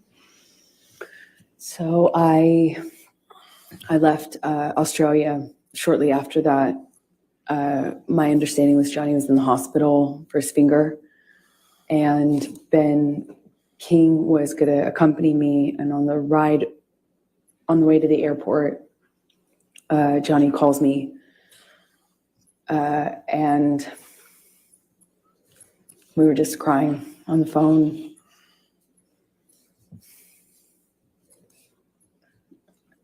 He was crying.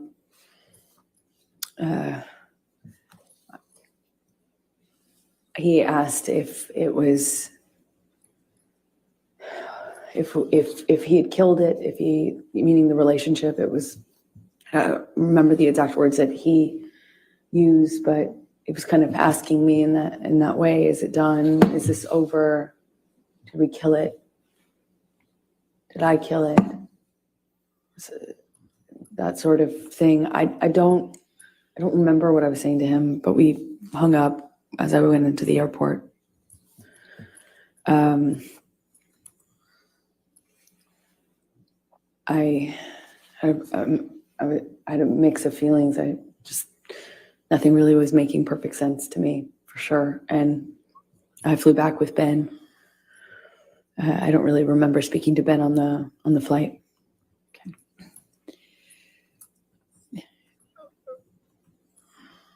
Do you, when Mr. Depp was, what you testified on what Mr. Depp said to you on the phone ride, were you on the phone with anyone else, or was it just Mr. Depp you were on the phone with? I only remember speaking to Johnny, and I remember sitting in the backseat of the SUV that had driven me, and we were outside of the entrance where you walk into the airport, and I even then felt torn about leaving. I obviously didn't want to stay, but I was in such shock and Objection, Your Honor, non-responsive. I don't know how that's non-responsive. We're going to ask you a question again. Okay. Please tell us how you felt at that point and what Mr. Depp was saying to you. I remember. Objection, Your Honor, asked and answered. She was in the middle of responding to it, Your Honor, and Your Honor said, It was ask a a different question. question, but I'll sustain that objection if you want to ask a question. Okay. How did you feel at that time? I felt destroyed. Like my heart was broken. I didn't know what to do. I thought maybe if I left him in Australia, I thought maybe something would happen to him. I thought he might die or kill himself, because that certainly seems like the trajectory he was on. He told me he had put a cigarette out on his face before, the Friday before, and combined with all the, when I was in the bedroom and he was in the hospital, I found, and I was packing my bags and stuff, I found all these empty bags, Coke bags, dime bags with white residue on them. I'm in them. They were in books, in the bedside table. There were so many that I was like, I wondered how I didn't see it before, even though I had, just gotten there. So I was worried he would die. And I was worried that we couldn't come back from what happened. I was worried that there was just no way to turn this around. There was no going back, but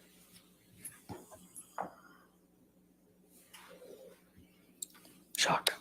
Shock. So you flew out of that airport. Did you have a stop anywhere before you went back to LA? Objection relevance. In a minute, I'll show Overruled.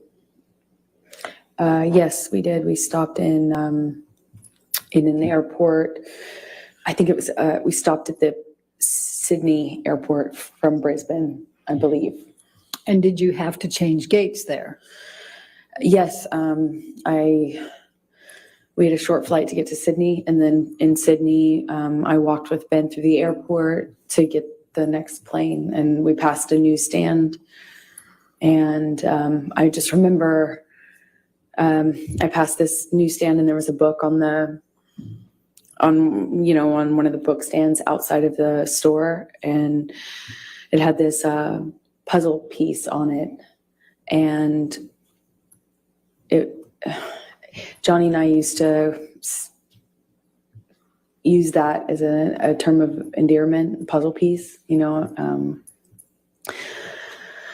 and I saw this puzzle piece on the cover of the book. It got my attention. It said 4 ways to click, a relationship guide.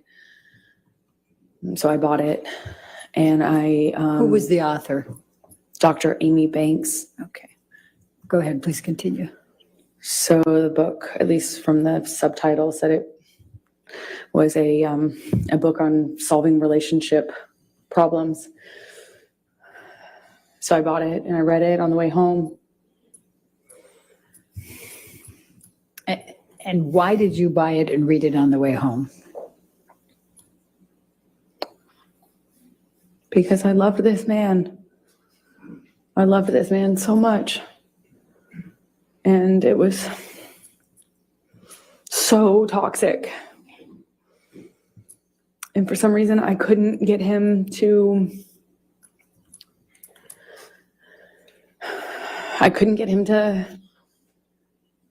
not hurt me. I could. And it seemed like I was hurting him. But we loved each other so much. At least I loved him so much. And I didn't know what to do. I didn't know what to do with this relationship. It was awful and toxic, but it was so important to me. And I loved him so much. I would have read 1,000,000 books. So when you got back to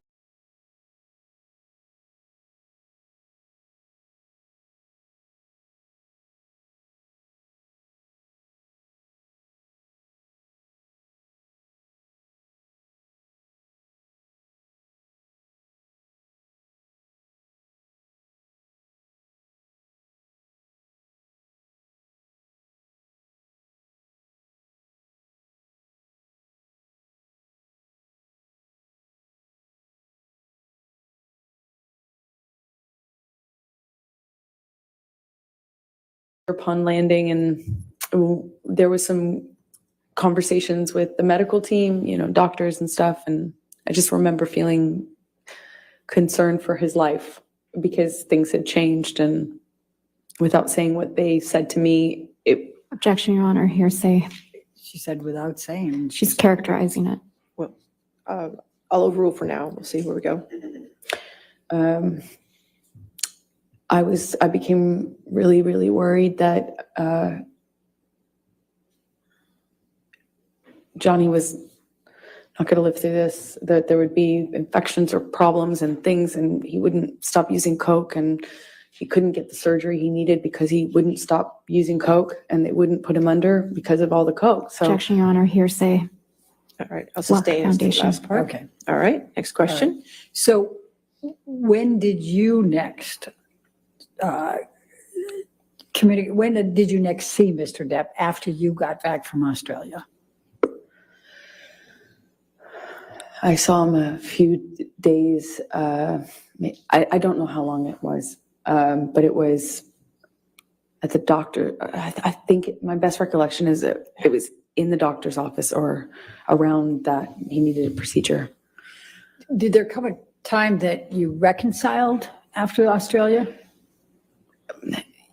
Yes, because it almost felt like it went away so quickly because there was this surgery that he needed, and there was maybe he had more than one surgery, but it was, like it became very, very about getting Johnny through the next step, getting Johnny home, getting Johnny off the coke long enough to get the procedure done, and then after that procedure, getting another procedure done. And it was just these small steps. And before you know it, we were kind of back in it. With the prospect, of course, of him being done with all the drugs and drinking, because that's what necessarily had to happen for him to have this surgery. So that made me feel a little bit more secure and kind of coming back into this relationship with him.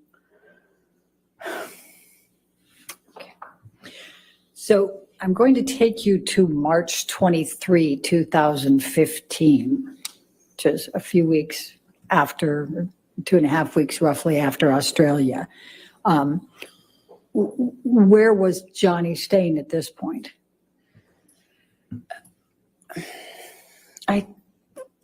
I think he was staying at the Eastern Columbia, at the ECB. Yeah, he was staying at the ECB at the time because we were kind of in the bedroom together the night of the 22nd, which is when he passed out, how I found his iPad. I'm sorry, when you... I found his iPad open. He was texting someone with it open. He passed out, and I saw what he was texting. Please tell the jury about that. He was texting this woman that he had a relationship with on and off, kind of at the beginning of our relationship. So I recognized the name, but the date was right after the wedding. I saw it. He had gone to her house after we got married, like upon touching down in Los Angeles.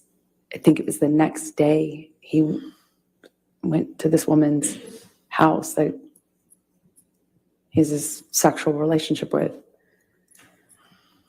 And What did you do as a result of seeing that on the iPad? I freaked out. I immediately confronted him about it. I was, I didn't care in that moment if he did kill me, which is likely in confronting him at that stage of our lives. I didn't even care anymore. At this moment, he had already ripped my heart out. It's like, I've just been through after having been through what I went through in Australia. Just weeks prior, I see this. It was like,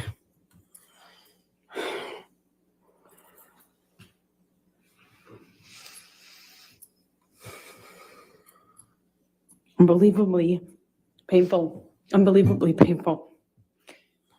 So what did you do? I'm yelling at him. So yelling. I was calling him all these ugly names. I was screaming at him. Told him to get the fuck out of the house. That's what I said. Excuse my language, but we were screaming at each other. At some point, we were upstairs in penthouse 3, and we kind of get into a how do you describe it? Pushing each other, And I just remember being so mad at him for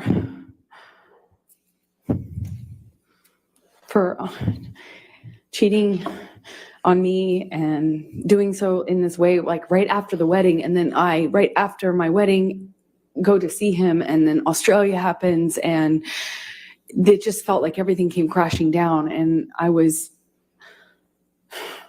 so hurt. Anyway, I break out of his grasp at some point, and I go into my sister's room. The apartments in the ECB are connecting. At least 3 of them are, and they connect from upstairs only. So you could get from Johnny and I's apartment into the neighboring apartment where Whitney, my sister, was staying at the time. And then you could go from that apartment into penthouse 5, again, still on the top floor. So I went through Johnny's office, which is how you access the door that gets you into Whitney, the neighboring apartment where Whitney was, my sister. And I went in there and woke her up crying, screaming, saying, what am I going to do? Can you Objection, Your believe Honor, this? hearsay. Sorry. All right, sustain. I don't know, that was Dafford to prove the truth of the matter. I'll Asserted sustain. In any event. All right. Sustain objection. Okay, so you went to Whitney's, don't tell the jury what you said to her, but what happened next? Johnny comes into penthouse 4 and grabs me. I don't know why. I don't know what he was doing.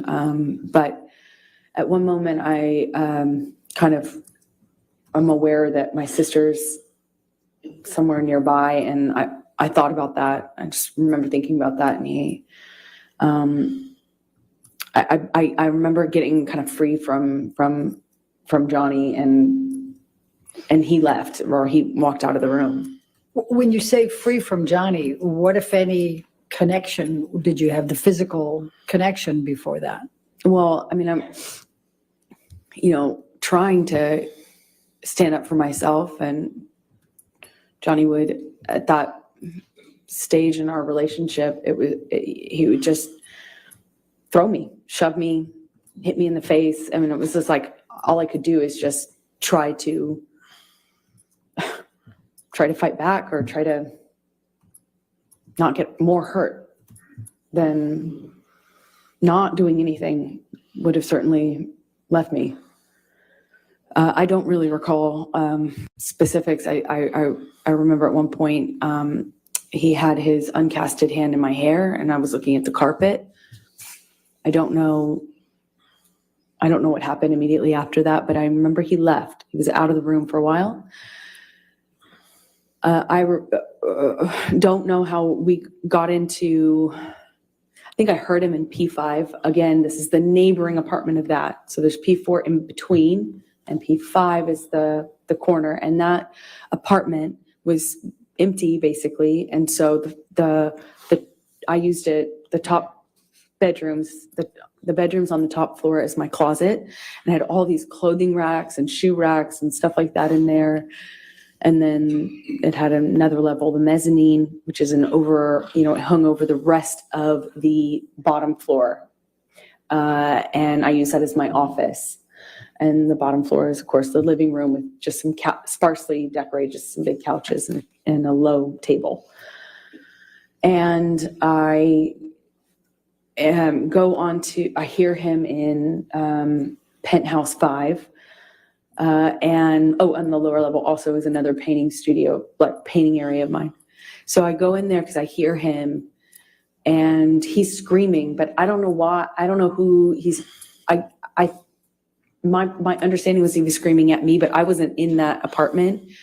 I could hear him, and when I heard him, I came into penthouse 5, and I have to go down the stairs, and I went down the stairs to the mezzanine level where my office was, and I could see him and a security guard and Debbie, the nurse, and he was sitting on the sofa when I first walked into the room, and he kind of stood up, was drinking Red Bull and screaming at me, and Debbie came up the stairs because I'm screaming back at him. She came up the stairs, I think.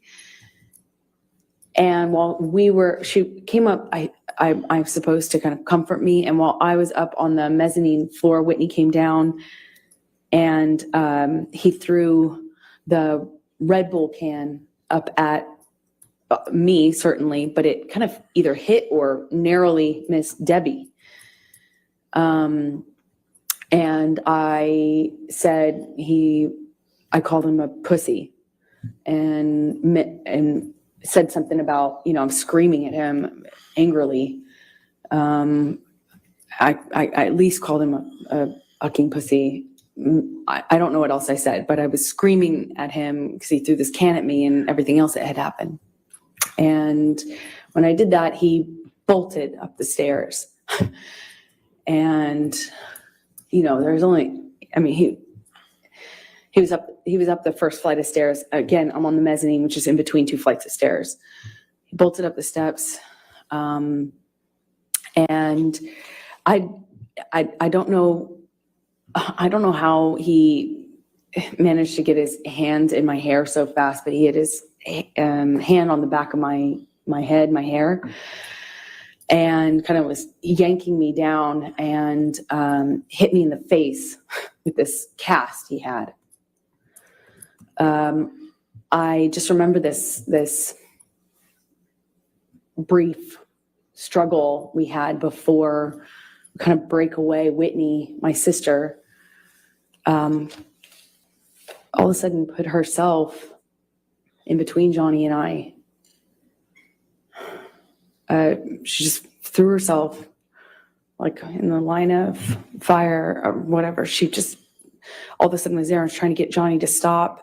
Her back was to the staircase, and Johnny swings at her, and I just see my little sister with her back to the staircase, and Johnny swings at her, and I don't even wait for any other, I don't hesitate, I don't wait, I just in my head instantly think of Kate Moss and the stairs, and I swung at him. In all of my relationship to date with Johnny, I hadn't landed a blow. And I, for the first time, hit him, like actually hit him, square in the face. He didn't push my sister down the stairs. And all my time of being in that relationship to that point, hadn't even landed one on Johnny.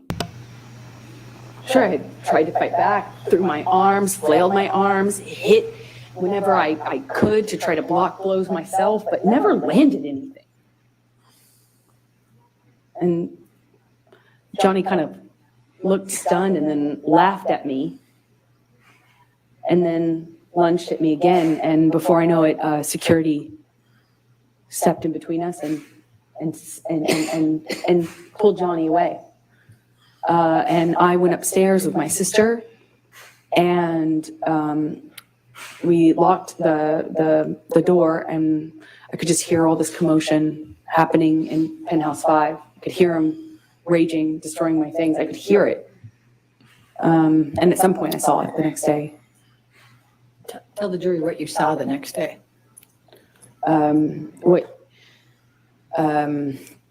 All these all my clothing racks. That was from a movie. Over, shoe racks toppled over, thrown down the stairs. The Adderall, something. Desk, everything on my desk wiped off.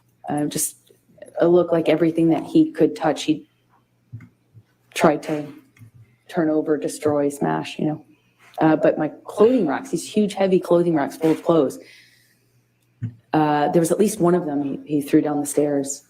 The rest were toppled over.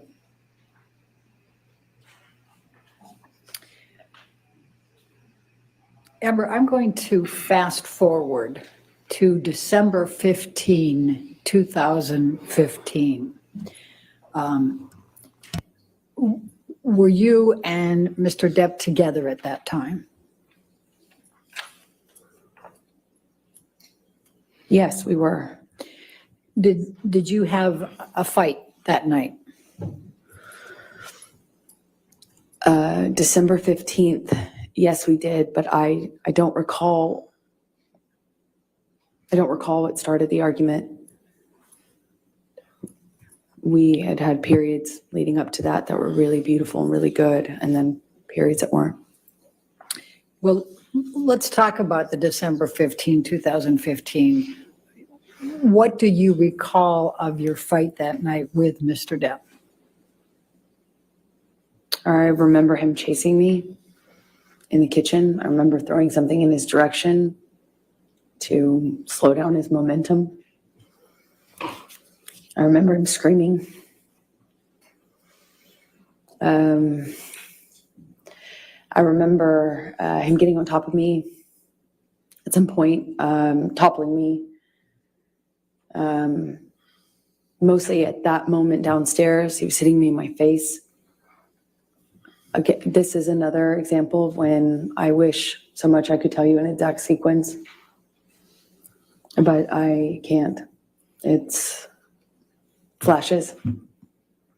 So I'll tell you what I do remember. I remember at some point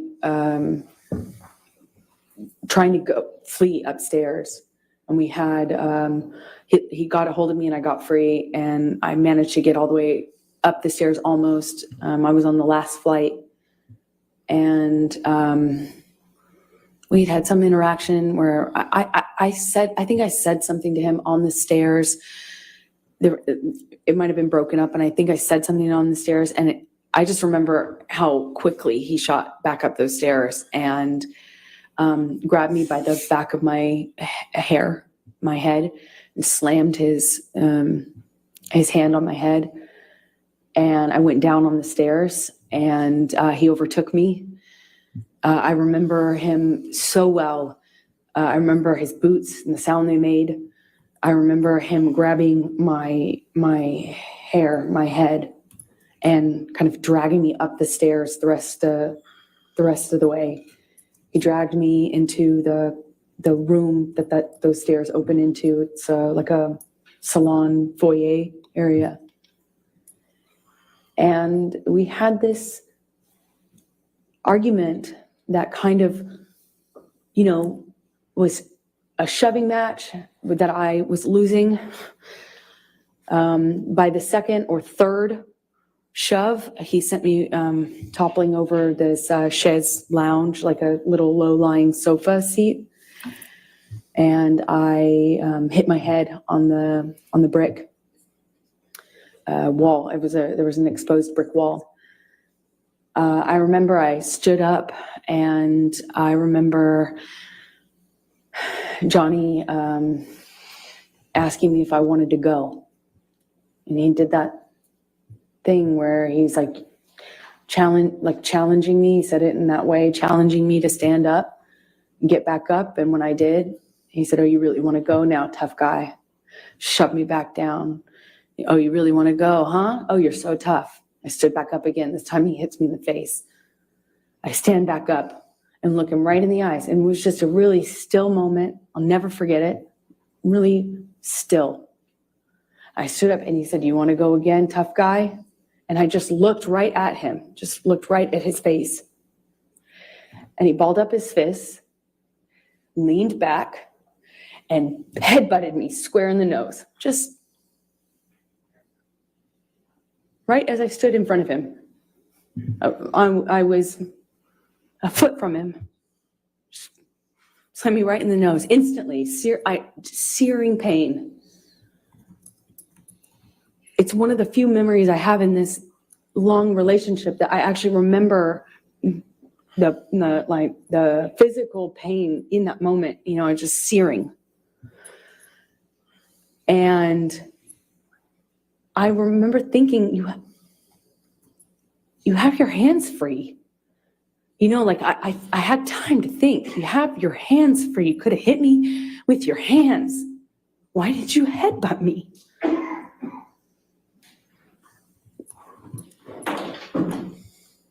I told him that night I was going to leave him.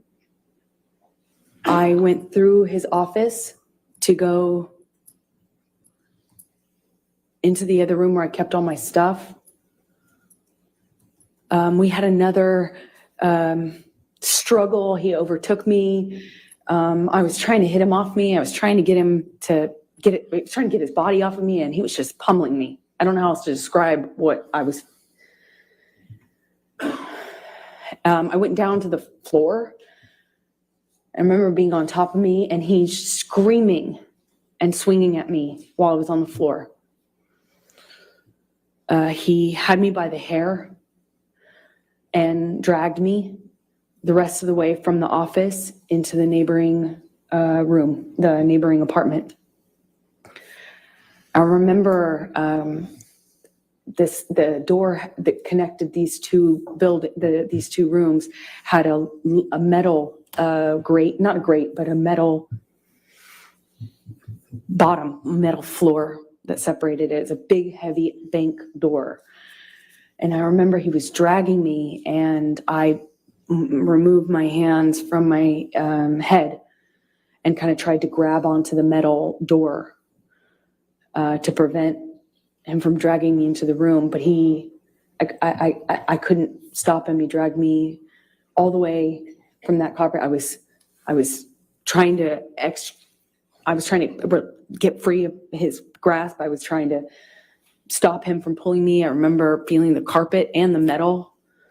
And he wrestles me, drags me up to the bed, throws me down onto the bed. It kind of wrestles me down onto the bed. And he kneels on my back with one leg. And I was trying to fight him off me because I was face down on the bed top. And he wrestled me down, kind of trying to hold me down with his knee on my back.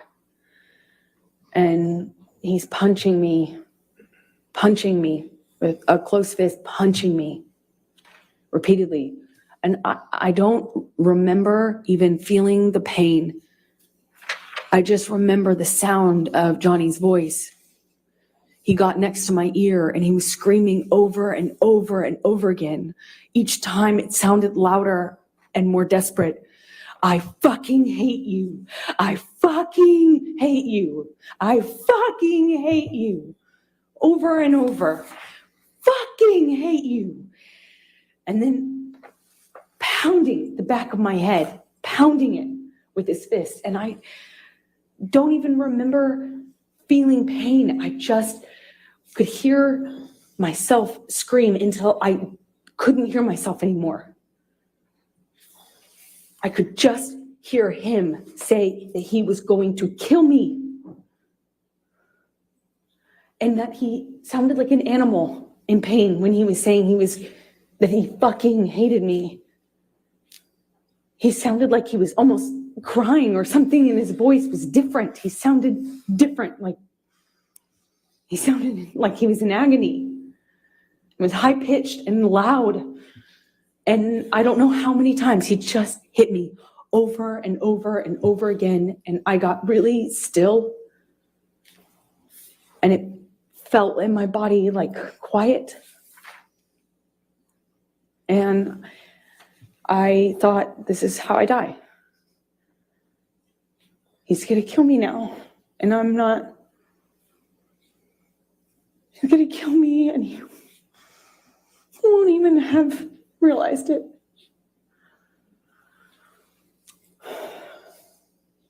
I couldn't breathe.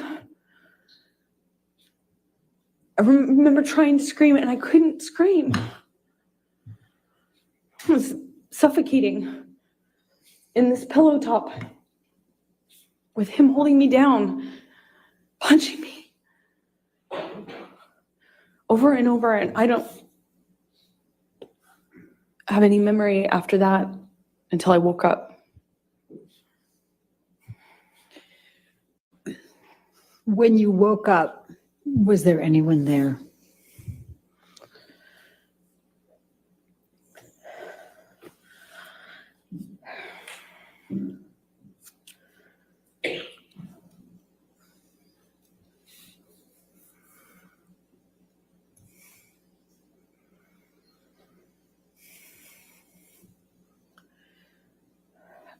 I remember hearing my best friend's voice. I felt like it came, felt like it was like on a speakerphone, like it came from everywhere. I just heard her voice in a weird way. It felt like it was coming from two directions. And I realized that I was sitting on the edge of the bed, on the carpet of the floor against the broken frame of the bed. And there was a low-lying bed with a really thick wooden frame. And it was broken from his boot trying to get a purchase on it while he was. Objection, Your Honor, calls for speculation. I could feel it. Overruled. Thank you. Please continue. I was there for it. And while he was on top of me, I could feel that. I could feel him trying to get balance. I could feel him slipping. I could hear it. I don't know how I got off the bed. I don't know what happened to me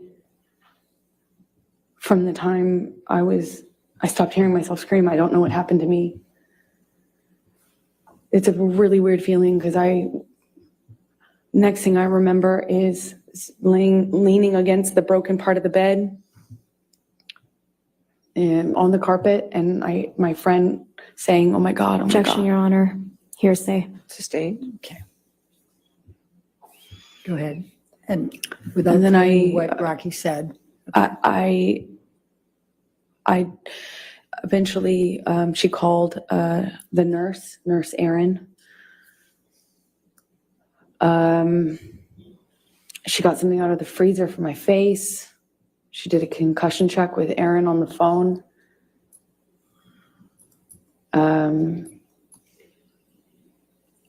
I thought I probably had a concussion and certainly thought I had a broken nose. There was blood everywhere, blood all over those pillows. My head was bleeding from the ripped out hair, chunks of hair on the floor all over the place, actually. It was just all over the apartment. He, after leaving me, had written on the countertops in Sharpies.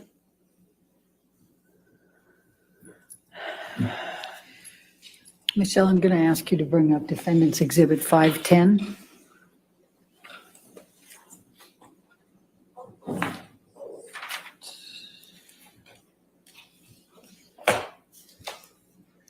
Do you recognize this photograph? Yes, I do. And does it accurately depict the scene portrayed? Yes, that's the next day, I think. Your Honor, I'm going to move the admission of Defendant's Exhibit 510. No objection. All right, 510 evidence. You can publish it, please. Thank you. And could you describe to the jury what that is? It was chunks of my hair that Johnny ripped out while dragging me and punching me. Thank you. Michelle, could you bring up 513, please? Defendant's 513.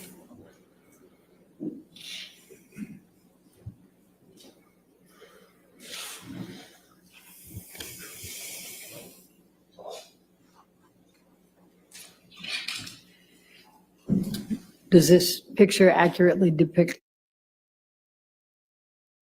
and the scene portrayed? I think this is a couple days later, but yeah. I imagine we're going to I'm wrap gonna up move the soon admission for the of day anyway. Defendant's 513. No objection. All right, 513 in evidence. And could you tell the jury what this is and what it depicts? This is my face with a busted lip, which it's difficult to see in this picture, but my two black eyes, one is worse than the other. Like I said, maybe a day or two later. And my broken nose.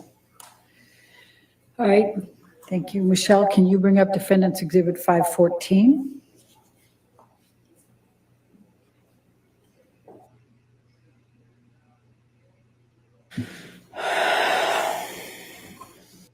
Does this accurately portray the scene depicted?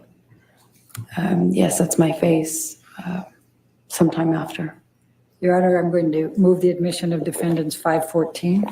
No objection. 514 in evidence, you can publish. All right, if you could just briefly describe for the jury what this one is. That's my face. Some time after, and Johnny beat me up. Thank you. Michelle, if you could bring up defendants 515.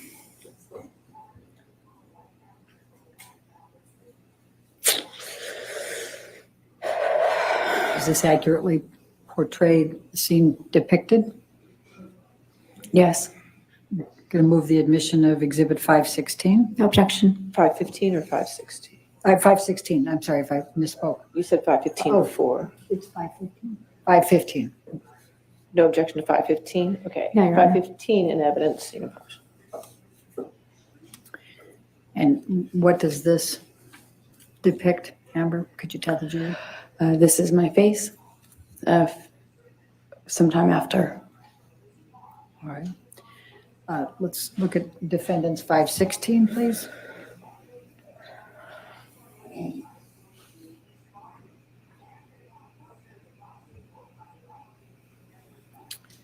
Does this accurately portray the scene depicted? Amber? Yes, it does. This I'd like is maybe, Wait, let me move it first. May I move the admission of defendants exhibit 516, No objection. 516 in evidence? published to the jury, please? Okay, Amber, go ahead and explain what it is.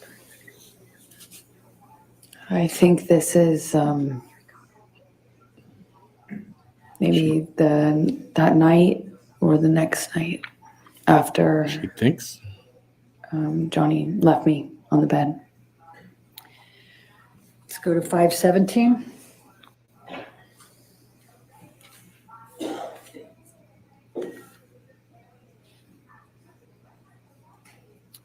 Does this accurately portray the scene depicted? Yes, it does. Move to admit defendants 517, Your Honor. No objection. Evidence? Amber, please describe for the jury what this portrays. That's my face after this incident. And what's portrayed on your lip? Well, he busted my lip when he punched me. It's bleeding in this picture. It kept reopening. You know, it's a mouth. The lips move. Go to 519.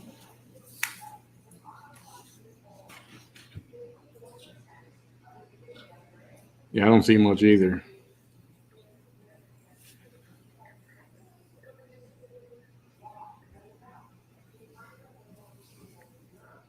Does this accurately portray the scene depicted?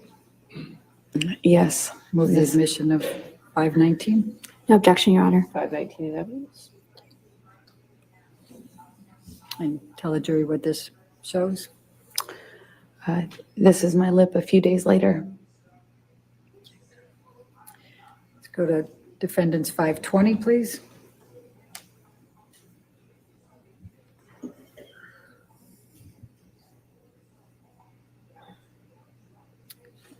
Does this accurately depict the scene portrayed? Yes. Move the admission of defendants 520. Is it 521? 520. No objection. 520 in evidence? Publish. Can you please tell the jury what's depicted here?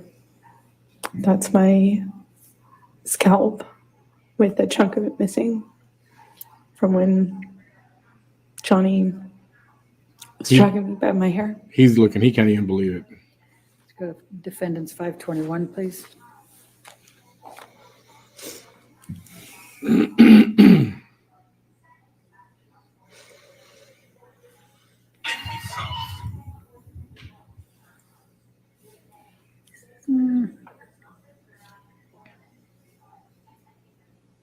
I don't think that's. Guess who's live right Let's now, take that one guys? down. Let's go to 522.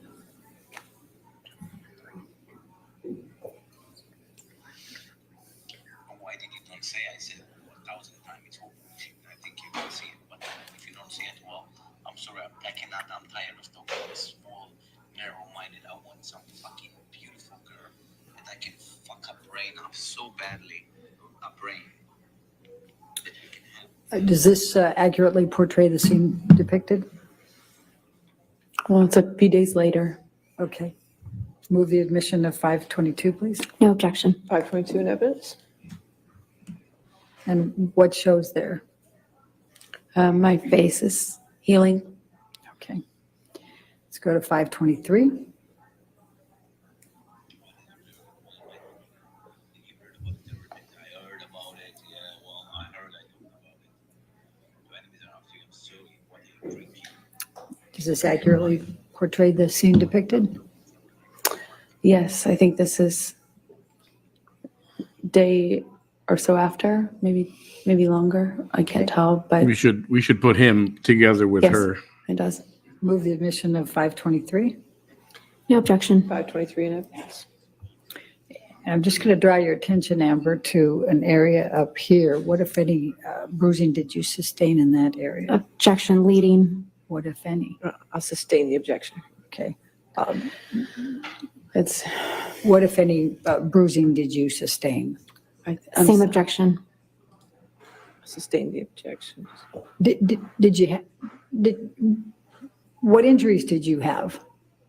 I had bruising on my temple, my chin, my neck, the back of my head. I had swelling and pieces of, my scalp kind of ripped, torn. They were gross. Her skin is so fair. You could throw a raisin at her and she would bruise. Come on. From one of the blows, several of the blows, I don't know. Let's go to 524.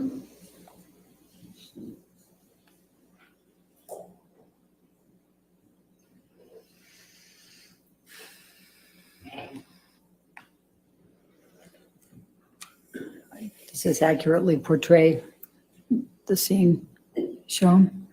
Yes, Move the admission of 524. No objection. 524 in evidence? And what does this show? it's, I had a pretty, can I touch the screen? Yes, Yes. yes, ma'am, you can. Yes. And I had a pretty gross bruise right there in my head, on my temple.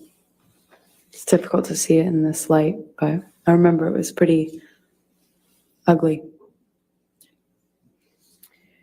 Now let's go to defendants 509.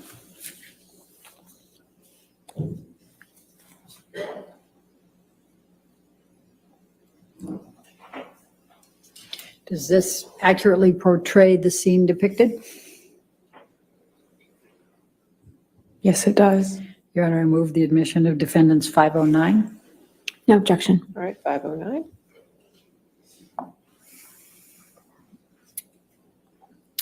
Will you please tell the jury what this is? That's the bed that Johnny broke while on top of me.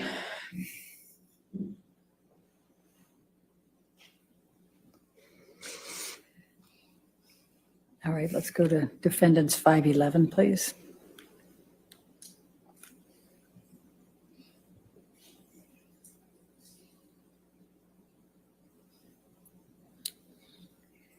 Does this accurately portray the scene depicted? Yes. Move the admission of defendants 511. No objection. All right, 511 in evidence? What do you see in this picture, Amber? Just more destruction from a part of the fight that happened in the bedroom. Not the bedroom that I was just talking about. It was the main bedroom. There had been a part of the fight that happened in there too. Let's Go to defendants 512, please.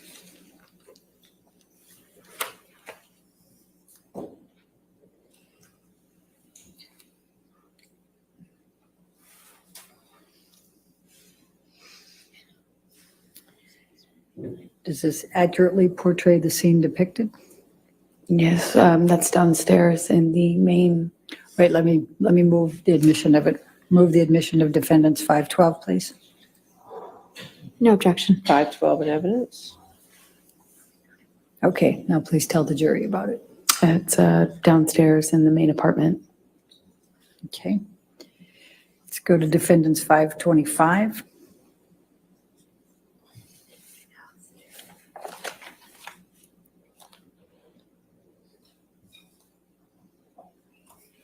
And does this accurately depict the scene portrayed? Yes. Move the admission of 525, please.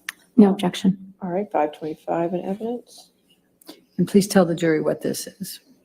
This is Johnny's graffitiing on our kitchen counter that he left up on his way out, I suppose. All right.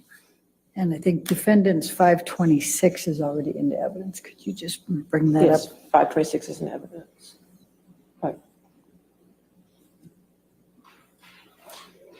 right. Now, Amber, as of December 15, 2015, what were your plans for Christmas that year?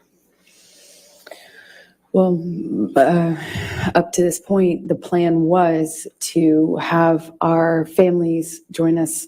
We would go with the kids and celebrate Christmas together, as a married couple. And we would all go to Johnny's Island. And he had invited my best friend at the time, Rocky, and her family, meaning her mom and her fiance, and my parents, and my sister, and we were all going to go to this island I've told you about that Johnny has in the Bahamas and spend it together. And that was the plan leading up to this. And what, if anything, changed as a result of this night of December 15, 2015?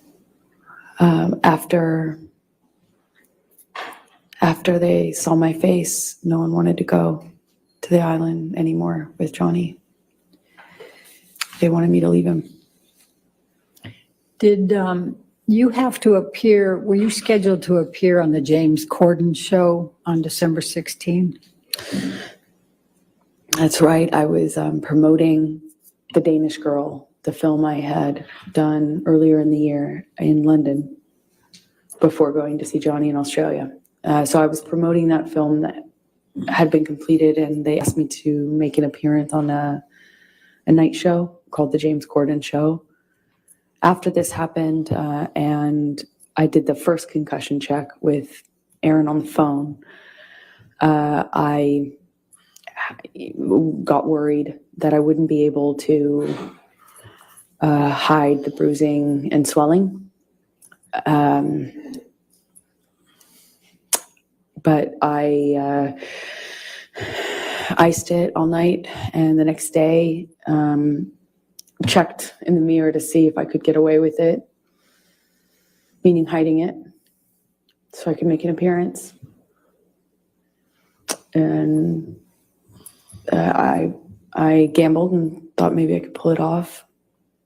I had my hair and makeup team come, and they worked around it, meaning worked around the lesions on my head with the hairspray, because that stings, and worked around the bruising by covering it with heavier makeup than normal bruise covering makeup.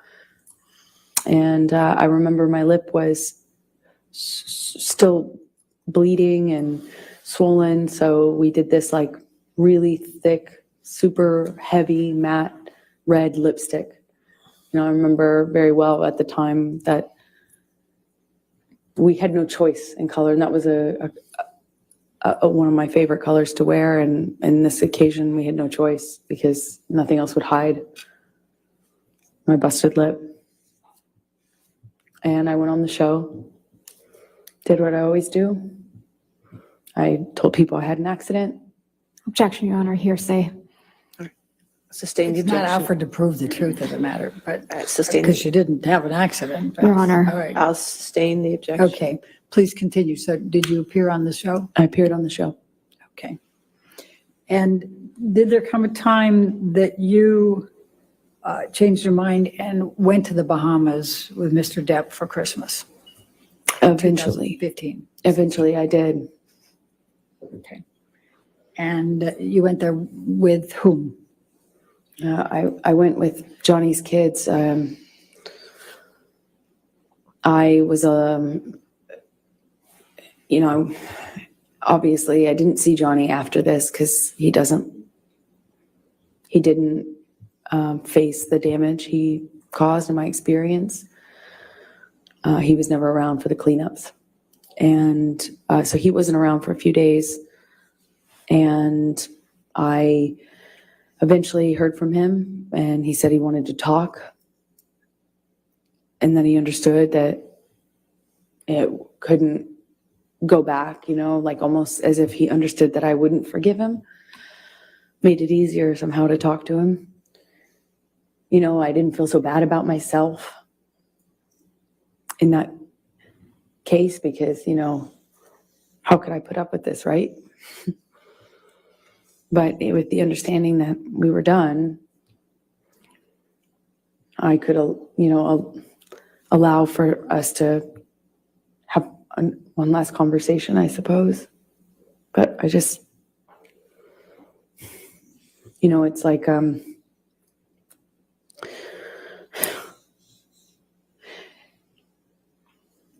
I was heartbroken by the idea that I would spend my first Christmas as a married couple with his kids and everything on the island.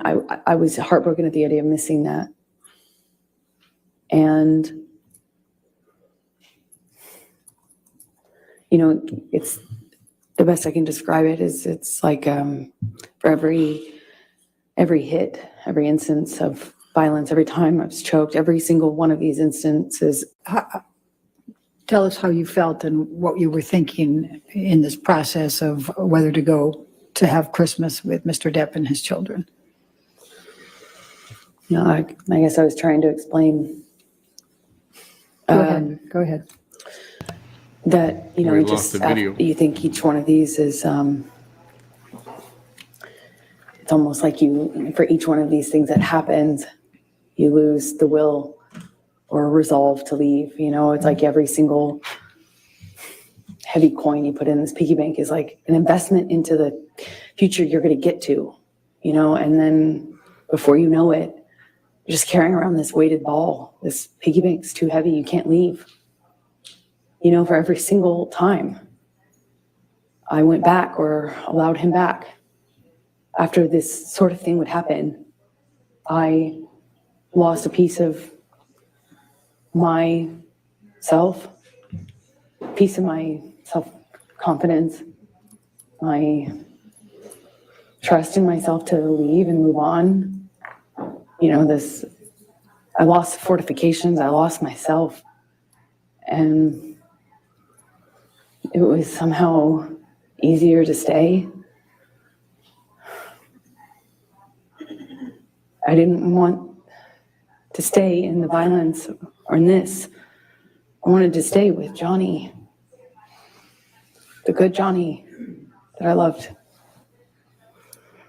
So I put another one of those coins in the piggy bank of investment in hope and future, and I forgive him. It wasn't even that simple. I just decided to believe him that it would never happen again, clean and sober once again. This time was the last time because it couldn't be worse than this, right? It couldn't be worse. And part of me thought maybe it just needed to get this bad to get, now we can't go back. There's no way this could happen again. So I went to the island after a few days of talking with Johnny, arguing with Johnny, talking with Johnny, negotiating that I was going to be clean and sober. I wasn't going to drink anymore. He wasn't going to use anymore. He'd never lay a hand on me again. He'd rather die than do that, is what he was saying. And I was scared. My friends were scared, but I decided to go. After a few days of having the plane and the kids waiting, not knowing what was going on, they were at Sweetser, the main house, kind of just waiting to go on this Christmas vacation. And eventually I got in the car with Johnny and we picked his kids up and left for the island. So let's go to the island for the Christmas holidays. And what, if any, arguments did you have with Mr. Depp at the island over the Christmas holiday? Towards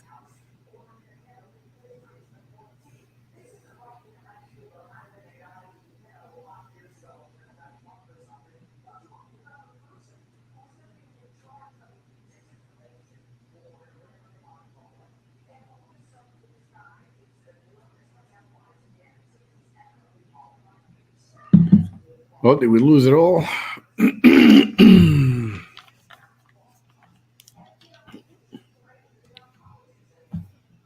I don't hear any more. I'm guessing. something like that. Oh.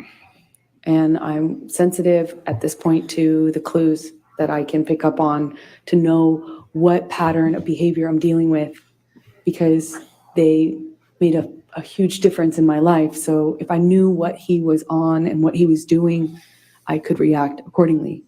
So I'm picking up clues. I'm sitting next to him and he's nodding off. And every single time he kind of like nods off, he dumps his glass of wine on my lap. And I say every single time because it happened like 3 times.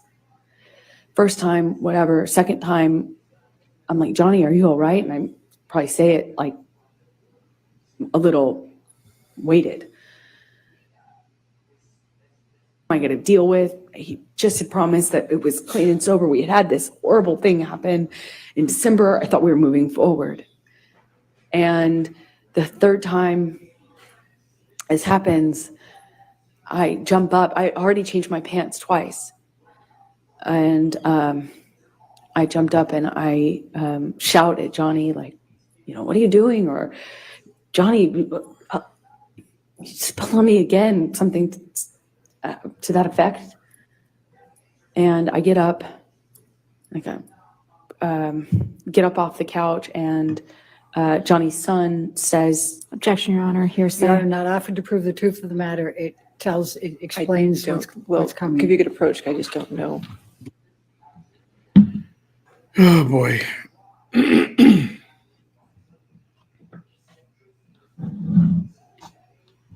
Hopefully they'll wrap this up pretty soon. I think they will.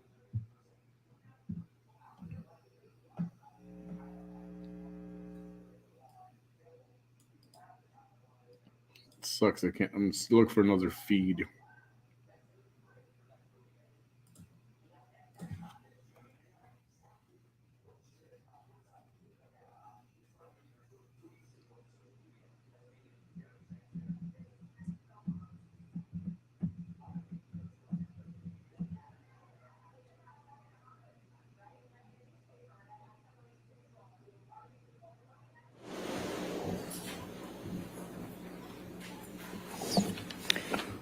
Amber, please continue. Jack said. it says, are you okay or can I help? Something to that effect. And I pointedly say to Jack, but really to Johnny, like, thank you, Jack. And to make a point of the fact that he hadn't offered to help me or even acknowledge that he'd been spilling wine. First, he's drinking wine. Second, he's spilling it all over me. And third, he's spilling it because he's nodding off, is what I assume. So I kind of say this in a pointed way at Jack, thanking him for offering. And I get up, go to the closet.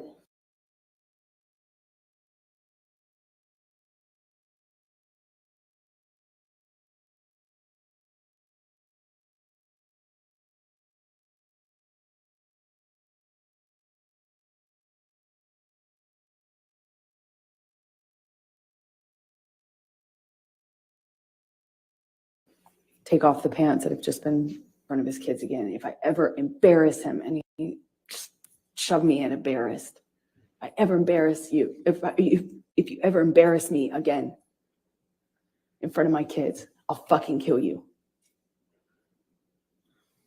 And I don't know, I don't recall who told Jack to leave, or I don't really recall having an awareness of where he was at this point, but I leave the closet, go into the bathroom, which is right next to it. And he comes barreling into the bathroom behind me. Before he does that, I said something snarky to him. Don't fucking ever talk to me like that again, or I hate you, or something in response, just something, so that I felt like I wasn't just being a punching bag. And I kind of like get over to the bathroom, but I didn't even have the door shut before he was in the bathroom with me. And I don't know if he used my body to shut the door, or if he just shut it. But again, bangs me up against the wall. But this time he just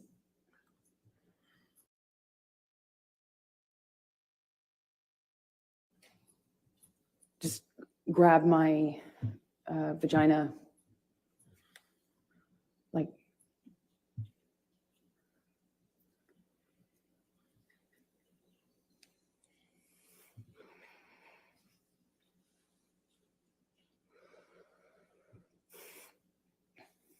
I was wearing this peach kind of like netted kind of style swimming suit underneath.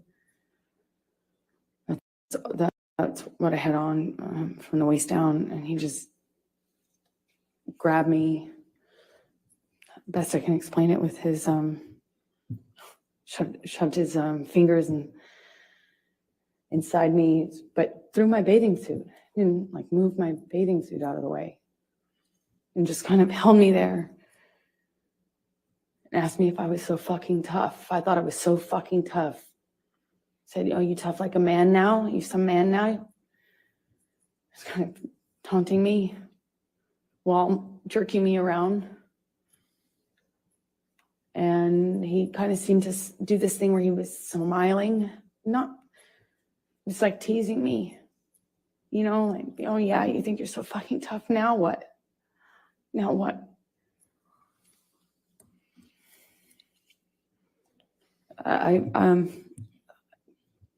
I don't know what happened after that. I went back into the room, or he went into the room. I don't know who went into the main room first.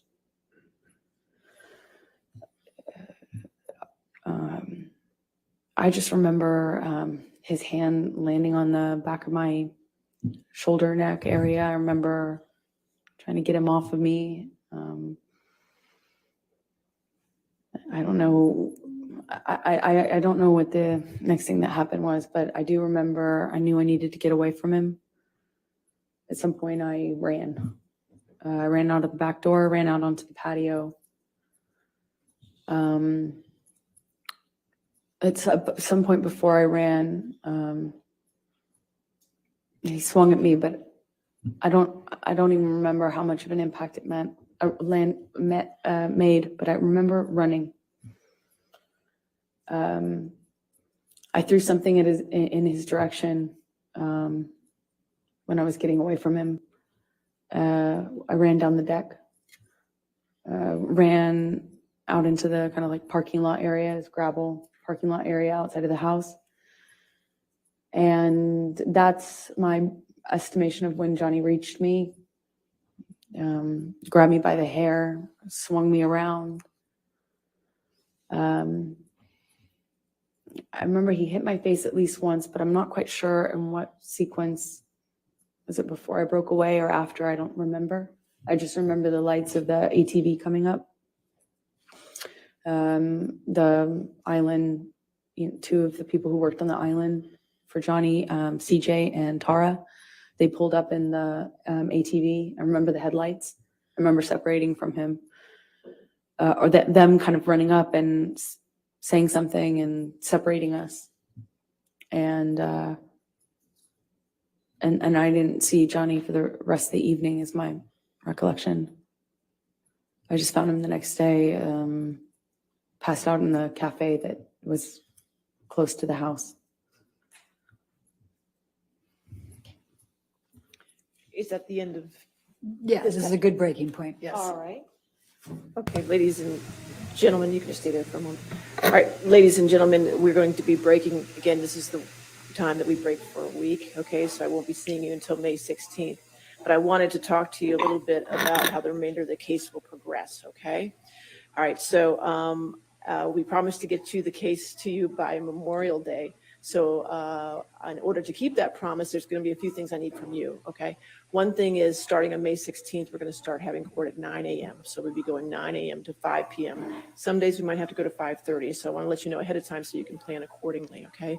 The other thing I need from you is Friday, May 27th, which is the Friday before Memorial Day, is going to be a court day. On that day, we're going to go ahead and have closing arguments, and the case is going to be turned over to you for deliberations on that day, okay? So I wanted to let you know ahead of time so you can plan accordingly so we can get this taken care of for you, okay? All right, so those are the announcements I want to make for you and make sure you had time to schedule what you needed to do. Now, I also want to go over, as we always do on Thursdays, our responsibilities, the responsibilities you have as jurors, okay, in this case. All right, so you're not to read anything about this case. You're not to watch anything about this case. You're not to listen to anything about this case. This applies to television, newspapers, magazines, the internet, and any online sites. Further, you're not to read, watch, or listen to anything about this case on any social networking sites such as Twitter, Facebook, Instagram, Snapchat, etc., or any similar sites. In addition, you must not communicate with anyone about the case, whether in person, over the phone, by email, text, or instant messaging, or by any other electronic or non-electronic means. This includes friends, family, coworkers, acquaintances, and strangers. I also instruct you that you cannot do any research or make any inquiries about this case, whether online or by any other means. What you learn about this case is limited to what you learn in the four walls of this courtroom when proceedings are underway, okay? So please enjoy your week off, get plenty of fresh air and rest, all right? And then I'll see you at 9 a.m. on Monday, May 16th, okay? All right, thank you. All right, you heard it. May 16th. A good 10 days off from this. So we'll find other stuff to fill in the meantime, but this is All right. And for some again, reason ma'am, they since need you're a still in week the middle of your off. testimony, you can't discuss your testimony with anybody to include your attorneys, okay? You can step down though and have a seat with your attorneys. I have a few housekeeping matters I want to take care of before we finish.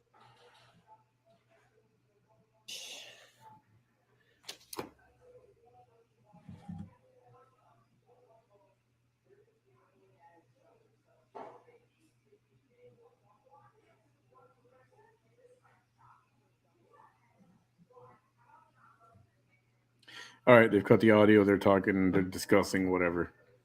Attorneys, I won't see you tomorrow. 8 for o'clock Friday tonight, I've got the depositions, 'cause we Camille finished all the Playhouse. depositions. I want to thank all of you for last Friday and staying here until, I think it was 9 o'clock at night. But we got them all done, and I really appreciate all your work on that. It does mean a lot. And now you're rewarded tomorrow. So I got the Camille Playhouse depositions, tonight at 8. what I'd also The kids are, those kids are promoting their latest show called Lucky Stiff, and it's their last production of this season. Then they'll have a couple of months off. And I think we're doing a giveaway. I'll find out. I'll announce it tonight. So anyway, if you're in Brownsville locally, check it out. I mean, I want to stop this feed at this point. I will talk to you guys a bit later. All right. Good night, everybody. Thanks for hanging out with me.